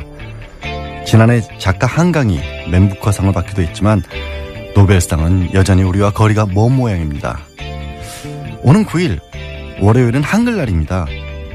우리처럼 고유의 말과 글을 가지고 있는 나라, 더구나 오랜 역사까지 지켜온 나라는 많지 않습니다. 게다가 우린 첫걸음 뗄 무렵부터 독서 모임, 논술 강의를 시작해서 시, 소설, 수필, 평론까지 넘칠 만큼 배우지 않던가요? 문학은, 언어는 인간의 사상과 감정을 담는 그릇입니다. 훌륭한 그릇을 가지고도 오롯이 담아내지 못하고 있는 이유는 뭘지 한번 생각해 봐야 하지 않을까요? 네, 김어준의 뉴스공장 명절 특근은 국민과 함께하는 든든한 행복에너지 한국전력, 생활 속 불합리한 차별 법제처에 신고하세요 차별법령신고센터, 올해에도 가족을 위해 국가건강검진 꼭 받으세요 국민건강보험공단, 서민의 원스톱 금융파트너 1397 서민금융통합지원센터, 고향 가는 길 안전운전이 최고의 보험입니다 더 K손해보험 에듀카, 도착은 빠르게 가는 길은 편하게 U+1 내비, 귀경길 피곤할 땐 든든한 비락식혜로 재충전, 깨끗하고 안전한 에너지로의 전환 한국지역난방공사와 함께합니다. 명절 특근은 지난 1년 동안 뉴스공장을 빛내줬던 명작 인터뷰들로 채워지고 있습니다. 그런데 어제 방송 중 청취자 7087님이 이런 문자를 보내주셨네요. 명절 특근 며칠째 듣고 있는데 제가 못 들은 인터뷰들이라 그런지 또 들으니, 못 들었는데 또 들으니 하여튼 참 좋습니다. 기왕 하는 김에 최동욱 검찰총장님 인터뷰도 들려주세요. 그래서 발빠르게, 사실 제작진이 미리 준비해놨던 코너들이 있는데 다 지우고 처음부터 다시 편집을 해서 청취자들이 뽑은 뉴스공장 베스트, 그때 그 인터뷰로 바꿨습니다. 네, 뉴스공장이 이런 곳입니다. 7087님이 청한 최동욱 전 검찰총장 인터뷰는 검찰총장 측에서 물러난 이후 라디오에서 처음으로 성사된 글자 그대로 뉴스공장 단독 보도였습니다. 황교안 대통령 권한대행이 박영수 특검 활동기간 연장을 거부했던 지난 2월 중순경 진행됐는데요. 어떤 얘기들이 오고 갔는지 한번 다시 들어보시죠. 스튜디오에 직접 모시기 굉장히 어려운 분입니다. 최동욱 전 검찰총장님 나오셨습니다. 안녕하십니까? 예, 오랜만입니다. 최근에 이 박근혜 최순실 게이트를 보면서 어떤 느낌이 드시는지 간단한 소회부터 먼저 한마디 해주십시오. 네, 제가 갑자기 검찰총장을 일상의 이유로 그만둔 이후에 많은 자성의 시간을 보내왔었습니다. 그런데 최근 최순실 국정농단 사태 이전에는 검찰 돌아가는 걸 보면서 우라가 치밀 때도 있고 많은 걱정이 되기도 했었습니다. 그런데 특검이 가동되고 또 특검이 본격 수사를 나서는 걸 보면서 국민 여러분들께서도 마찬가지시겠지만은 많은 위로도 되고 또 경우에 따라서는 안타까울 때도 있고 그렇습니다. 위로가 되신다는 건 기본적으로 특검이 잘하고 있다는 얘기겠죠? 네, 저는 그렇게 생각을 합니다. 먼저 이제 특검 연장돼야 된다고 많이들 얘기하는데 검찰총장까지 해보신 분으로서 특검은 연장돼야 된다. 이유가 뭡니까? 여러 가지 이유가 있습니다만은 일단 현재까지 수사 진행 상황을 보면 제 생각에는 약 한 30%도 채 다 못한 거 아닌가. 30%도 안 돼요? 네, 그렇게 생각합니다. 사실 이번 최순실 국정농단 사태의 핵심은 재벌과 권력 간의 불법 유착 비리 그리고 그것을 가능하게 했던 공무원들의 비호 방조에 대한 처벌 문제지 않습니까? 그런데 재벌 권력과 재벌 유착과 관련해서는 잘 아시다시피 삼성 이재용 부회장 영장 기각으로 인해서 3주간 또 수사가 많이 딜레이 됐고 나아가서 삼성 이외에도 SK라든가 롯데라든가 CJ라든가 이런 여타 재벌들에 대해서도 많은 뇌물수 의혹이 제기되지 않았습니까? 진도가 딱 막혔어요. 영장 기각되면서. 그런 부분에 대해서는 전혀 지금 수사를 진척할 수 있는 여유가 없었던 것 같고 그다음에 그 무엇보다도 이러한 국정농단을 가능하게 했던 비호 의혹과 관련해서 우병우 등 관련 공무원들에 대한 사건이 아직 시작도 안 했고 그거는 이제 시작 단계 아닌가 그렇기 때문에 결국 실질적으로 봐도 30% 이상은 진척됐다고 보기가 어렵다. 그렇군요. 너무 많은 의혹이 제기되어 있는 사건이기 때문에 적어도 유능한 검사 약 40명 정도는 투입을 해서 1년 정도는 지속적으로 수사를 해야 비로소 대부분의 실상이 제대로 밝혀질 것이라고 믿습니다. 이게 최고 전문가의 견해입니다. 수사가 아직 30%도 안 됐다. 그게 첫 번째 이유고. 그러면 두 번째 이유는 어떤 게 있습니까?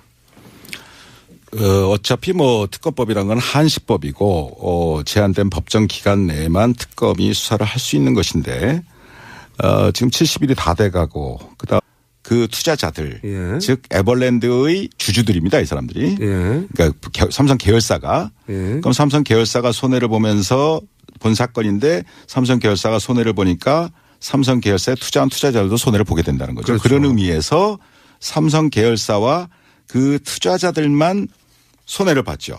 범위가 그 정도인데 손해 범위가. 그런데 이번 사건의 경우를 보면 2,100만 명 말이 그렇지 천문학적인 인원 아닙니까? 국민의 반인데 2,100만 명이 넘는 국민연금 가입자 전체가 잠재적인 손해자가 됐단 말입니다. 손해를 봤단 말입니다. 맞죠. 예. 그다음에 수법을 보더라도 단순히 삼성그룹 내부의 문제로 해치운 게 아니라 뇌물 공여까지 해가면서 국가기관을 총동원 했다 이겁니다.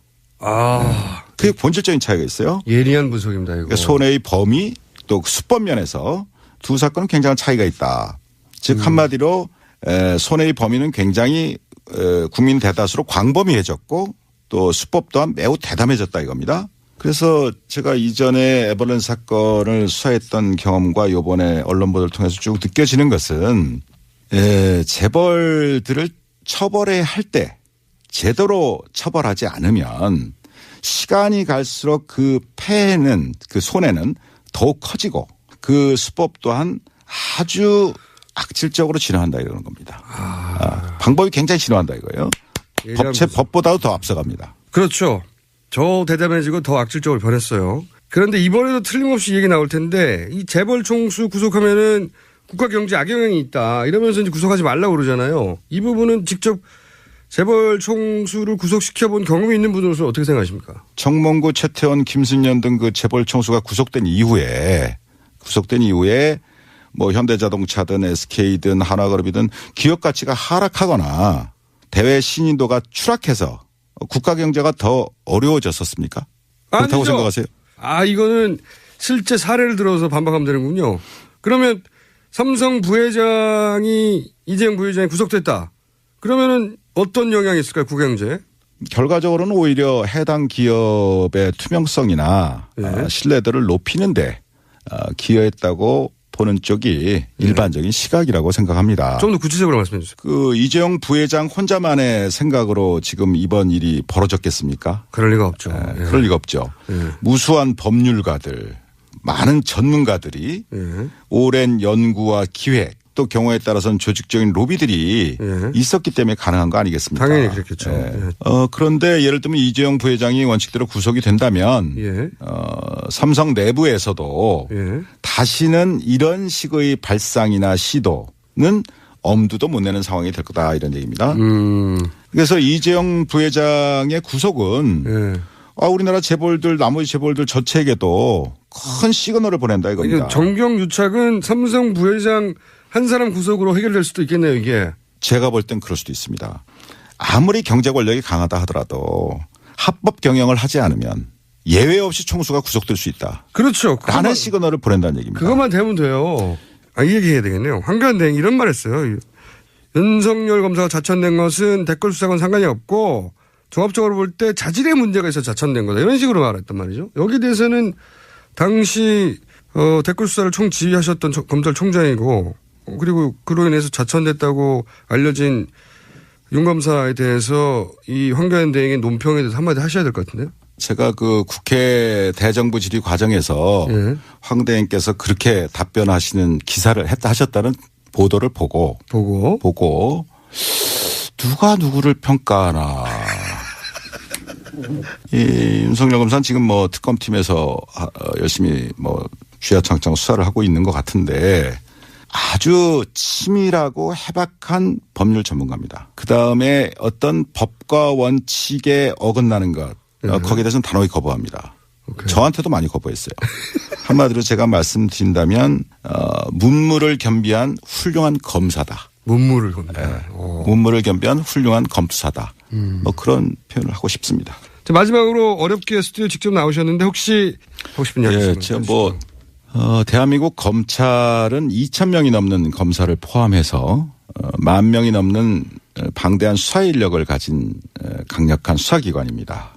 수사 역량면에서 100분의 1도 안 되는 20명의 특검 검사들이 불과 몇 달이라는 짧은 단기간에 이전 검찰의 수사보다는 비교할 수 없을 정도의 성과를 내고 있지 않습니까?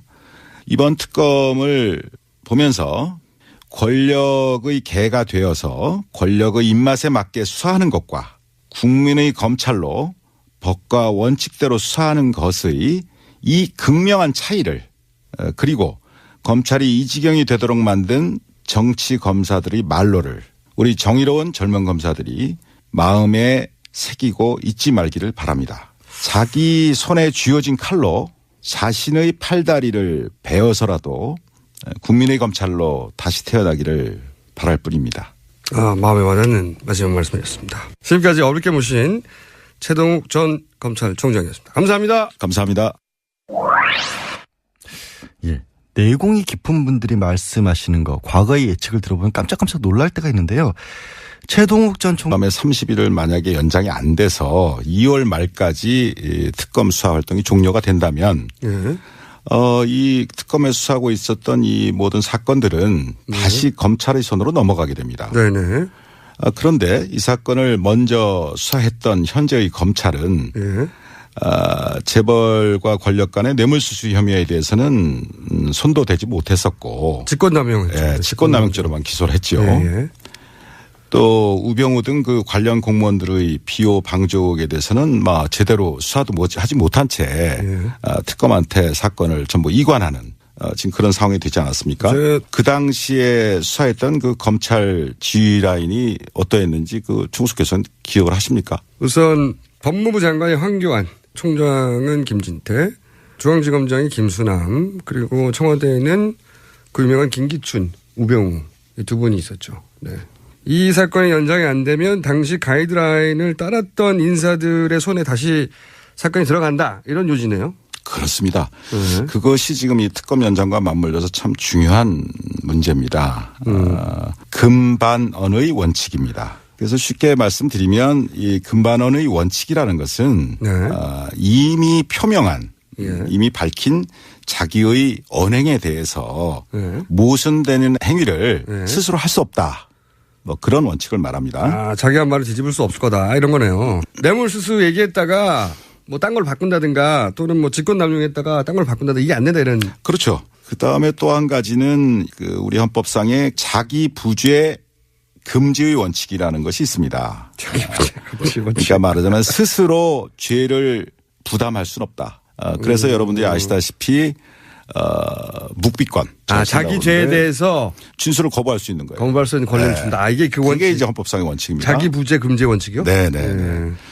자기 자신이나 또는 자기 자신이 속한 조직, 기관에 대해서 스스로 수사해서 처벌한다는 것은 현실적으로 기대하기가 참 곤란합니다. 그러니까 결국은 자기의 상사, 동료, 후배를 스스로 수사하게 되는 그러한 참 어려운 그런 상황이 예상이 되는 것이죠. 이번에도 특검법을 도입해서 특검이 수사를 하게 된 것도 바로 그런 이유입니다. 네. 이해했습니다. 그럼 만약에 특검 연장이 안 될 가능성이 점점 농후해지고 있는데 만약에 정말로 특검 연장이 안 되고 지금 우려하신 대로 넘어갔어요. 그럼 구체적으로 무슨 일이 벌어집니까? 수사를 하다 보면 가장 중요한 것은 수사 기밀의 유지입니다. 그렇겠죠. 수사 기밀의 유지고 또 수사 기밀이 유출이 되면 예. 그 수사와 관련된 이해 관련자들이 준비를 하겠죠. 여러 가지 측면으로 작용을 하게 됩니다. 증거를 소유하거나 인면하거나 예. 뭐 대답을 준비하거나 예. 또 압력을 넣는다거나 예. 뭐 여러 가지 문제가 있기 때문에 그 부분이 굉장히 중요한 것인데 특검법은 이제 그걸 보장하고 있는 거죠. 독립성을. 예. 그런데 특검 이전의 검찰로 다시 돌아가게 되면 예.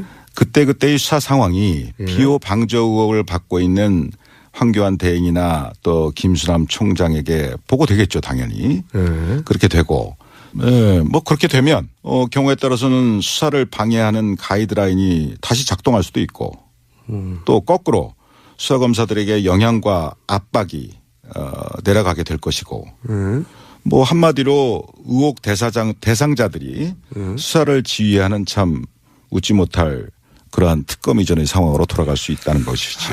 속속 이해가 되고 있습니다. 자, 그러면 두 번째 사안. 이재용 그 부회장 영장요.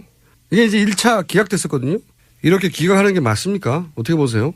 권력과 재벌이 유착된 이런 대형 사건들의 경우에는 통상적으로 장기간에 걸친 치밀한 계획 아래 합법의 가면을 쓰고서 공조직 등의 다양한 채널을 동원해서 입체적으로 이루어지게 됩니다. 또 더 나아가서 사후에 문제가 생겼을 경우에도 그 과정에서 벌어진 개별적인 행위들은 전부 합법적이고 공적이고 하는 그런 탈을 쓰게 됩니다. 그러면서 그 개별적인 하나하나의 행위들에 대해서는 합법적이었다, 공적이었다라고 그런 식으로 그 시스템을 만들어 놓는다 이겁니다. 미리. 그렇기 때문에 그런 사건을 일상적으로 우리 주변에서 일어나는 소소한 어떤 그런 단순 뇌물 사건의 관점에서 바라다 보게 되면 그 실체에 부합되는 제대로 된 법적 평가나 처벌이 결코 가능하지 않습니다. 불가능합니다. 그러니까 이런 재벌 사건 같은 경우에는 개별 행위는 이미 공무원들이 동원되거나 뭐 하면서 합법적인 틀을 쓰고 있기 때문에 개별 따지면 소용이 없고 전체적으로 볼 때 뭐 지난 2, 3년간 진행된 전체적인 과정을 볼 때 포괄적으로 이것은 뇌물수수로 봐야 하고 그래야 밝혀지는 거기 때문에 대법원도 이미 그렇게 정리해 둔 거라는 거죠. 마침 또 에버랜드 수사를 하신 적이 있잖아요. 에버랜드 사건과 지금 이번 삼성 사건과는 같은 거 아닙니까? 본질적인 차이가 있습니다. 두 사건에는. 아, 그래요? 네.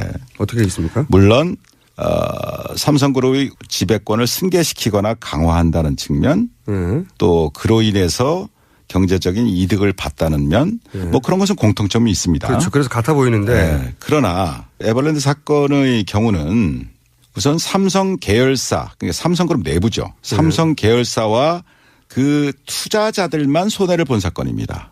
아, 그렇죠. 일반 국민이 아니고. 그렇죠. 삼성 계열사와 기관입니다. 근데 우리나라에서는 공정위가 이렇게 다른 나라에서 보는 것처럼 좁은 의미의 경쟁 당국으로서의 역할만을 하는 것이 아니라 우리 사회에서 논란이 되는 것처럼 재벌 개혁이나 또는 이제 갑을 관계를 개혁하는 이제 이런 부분이 공정위에게 추가로 과제로 주어져 있는 것이죠. 그래서 우리나라 국민들은 아마 공정위 하면 다른 나라의 국민들이 생각하고 있는 그런 과제들보다는 재벌 개혁과 갑을 관계 해소 이제 이런 쪽을 먼저 생각할 수밖에 없는 상황이었고 이제 그런 측면에서 그동안 공정위가 국민의 기대에 걸맞는 역할을 하지 못했던 것이 이제 공정위에 대해서 비판이 일부 있었던 원인이라고 할 수가 있겠습니다. 일부 아니고 많이 있었습니다.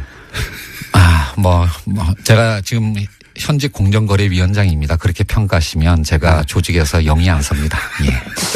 아니 근데 지금 공정위에서 일하시는 분들은 굉장히 뿌듯할 것 같아요. 공정위 이렇게 주목받은 것도 처음이고 사실은 공정위원장 누군지 이름 기억 안 나거든요. 이제는 공정위원장 누군지 다 알고 그리고 공정위가 하는 일에 대해서 시민들의 박수도 많고 응원도 많고 그러니까 힘이 나지 않습니까? 직원들 말씀을 들어보면 한편으로는 이렇게 주목받은 적이 없었으니까 뿌듯하다라는 말씀도 하시고 그다음 앞으로 더 잘해야 되겠다는 각오를 밝히기도 하는데 한편으로는 또 제가 과거에 이제 공정위가 국민의 기대에 맞는 역할을 하지 못했다라고 비판하면서 내부 혁신을 하자라고 얘기할 때는 또 나름 그러니까 좀 무섭기도 하고. 예, 그런 양면의 어떤 감정을 느끼고 있는 것 같습니다. 아니, 근데 공정위원들은 그 위원장님을 뭐랄까요. 상대하기 굉장히 쉬울 것 같은 게 오늘, 저희는 이제 위원장님이니까. 네. 적어도 수행원 몇 명과 함께 대리 운전을 해서 오실 줄 알았더니 혼자 운전을 해가지고 지하 4층에 혼자 어슬렁거리는 걸 저희 작가들이 뛰어내려서 주워왔어요. 그렇게 표현하시면 안 되고요. 그리고 그 유명한 가방 있지 않습니까? 예. 가방 들고 다 떨어진 거. 그거 바꾸시지도 못하죠, 이제. 예, 사실 바꾸고 제 싶은데. 천원 바꾸든지 아니면 이제 좀 칠을 새로 하든지 이렇게 하라고 자꾸 이제. 왜냐면 가방 오니까. 예. 위원장님보다 가방을 먼저 찍어요, 사람들이. 네. 밖에서. 예. 작가들이 자기들 찍고 막 들고. 예. 유명한 아이템 됐습니다. 근데 하여튼 저의 상징처럼 됐기 때문에 제가 공정거래위원장을 하는 한은 못 바꿀 것 같습니다. 예. 저희가 뜯어버릴까요? 새로 바꾸시게. 네. 그리고, 말을 조용조용 이렇게 점잖게 서늘하게 하는 분은 또 처음이에요. 예. 원래 그렇게 했는데요. 웃으면서. 예. 웃으면서 너 죽을래? 이러시는 거잖아요. 그렇지 않습니다. 또 한편으로는 요즘 김상조가 너무 말랑말랑해졌다는 얘기도 많이 듣고 있죠. 예. 그건 아마도 말랑말랑해졌다기보다는 맨 처음에 재벌 개혁을 시도할 줄 알았더니 예. 그거는 시간을 좀 준다고 하고 예. 프랜차이즈부터 시작하셨잖아요, 사실상. 예. 그래서 이건 역시 재벌은 어려운 건가? 말랑말랑한 건가 생각하시는 것 같은데 그 이유를 좀 설명해 주세요. 왜 프랜차이즈부터 첫 번째 공정위의 프로젝트가 된 건지. 사실은 굉장히 어려운 문제고 개혁의 전략과도 관련된 것인데요. 크게 보면 두 가지 접근 방법이 있을 수가 있습니다. 옛날에 사회주의 국가의 체제 전환 경험을 비춰본다면 러시아처럼 빅뱅 전략으로 가장 핵심적인 과제부터 먼저 하는 전략이 있을 수가 있는 거고. 삼성을 쾅 때린다든가. 예, 그렇게 접근할 수도 있는 거고 또 하나는 이제 중국의 만만디 전략처럼 주변에서 이렇게 성과를 만들어가는 그런 전략이 있을 수가 있는데 아마 빅뱅 전략을 취한다면 재벌 개혁을 가장 먼저 해야 되겠죠. 네. 그렇지만 이제 지금의 우리나라의 국회의 어떤 구조라든지 또는 이제 국민들의 어쩌면 두 개의 국가로 쪼개져 있는 이런 상황들을 생각을 한다면 재벌 개혁을 중심으로 하는 빅뱅 전략은 굉장히 큰 논란을 일으키고 우리 사회를 필요하죠. 예, 그렇습니다. 입법도. 그리고 사실은 재벌 개혁의 대부분의 어떤 수단은 입법을 통한 것인데 그렇죠. 지금 국회를 통과할 법률이 과연 몇 개나 되겠느냐라고 하는 현실적인 판단도 있을 수가 있는 거고요. 그래서 이제 저 개인적으로는 모든 국민들이 찬성할 수 있는 공감할 수 있는 그런 개혁과제 즉 우리 사회의 을의 눈물을 닦아준다라고 하는 그런 일상생활에서의 어떤 불공정 문제를 먼저 접근함으로써 개혁의 성과를 만들어내고 이것이 후퇴하지 않을 전진을 만들어내는 길이다라고 하는 공감을 만들어내는 전략으로 가는 것이 보다 현명할 수 있다라고 생각을 합니다. 그런 의미에서 본다면 제가 좀 더 신중한 전략을 택한 것이지 개혁의 의지가 후퇴한 것은 아니라고 말씀드릴 수가 그러니까 있겠습니다. 개혁의 의지를 의심하면서 도전하지 말라고. 네. 예. 뭐 그거는 조금 좀 과한 표현이긴 했었는데요. 네. 좀 더 정확하게 말씀드리면 새 정부 또는 공정거래위원회의 개혁의 의지를 의심하지 말고 그 의지에 도전하지 말라라는 의미였는데 말이 잘못 나가서 공권력에 도전하지 말라라고 표현하게 됐습니다. 도전하면 어떻게 됩니까? 지금 공정거래위원회 등 정부가 갖고 있는 행정부서가 갖고 있는 공권력을 엄정하게 행사할 겁니다. 총동원에서. 네. 그리고 사실은 개혁을 조근조근 아무 표정도 없이 이렇게. 개혁을 완성하기 위해서는 새로운 법과 제도를 만들어야 되지만 네. 현행 법률의 엄정한 집행만으로도 할 수 있는 것들이 굉장히 많습니다. 그 점을 잊지 마시기 바랍니다. 아니, 이게 이렇게 점잖게 서늘하게 까불면 죽는다는 말을 하시는 분은 처음 봤어요. 도전하지 마라.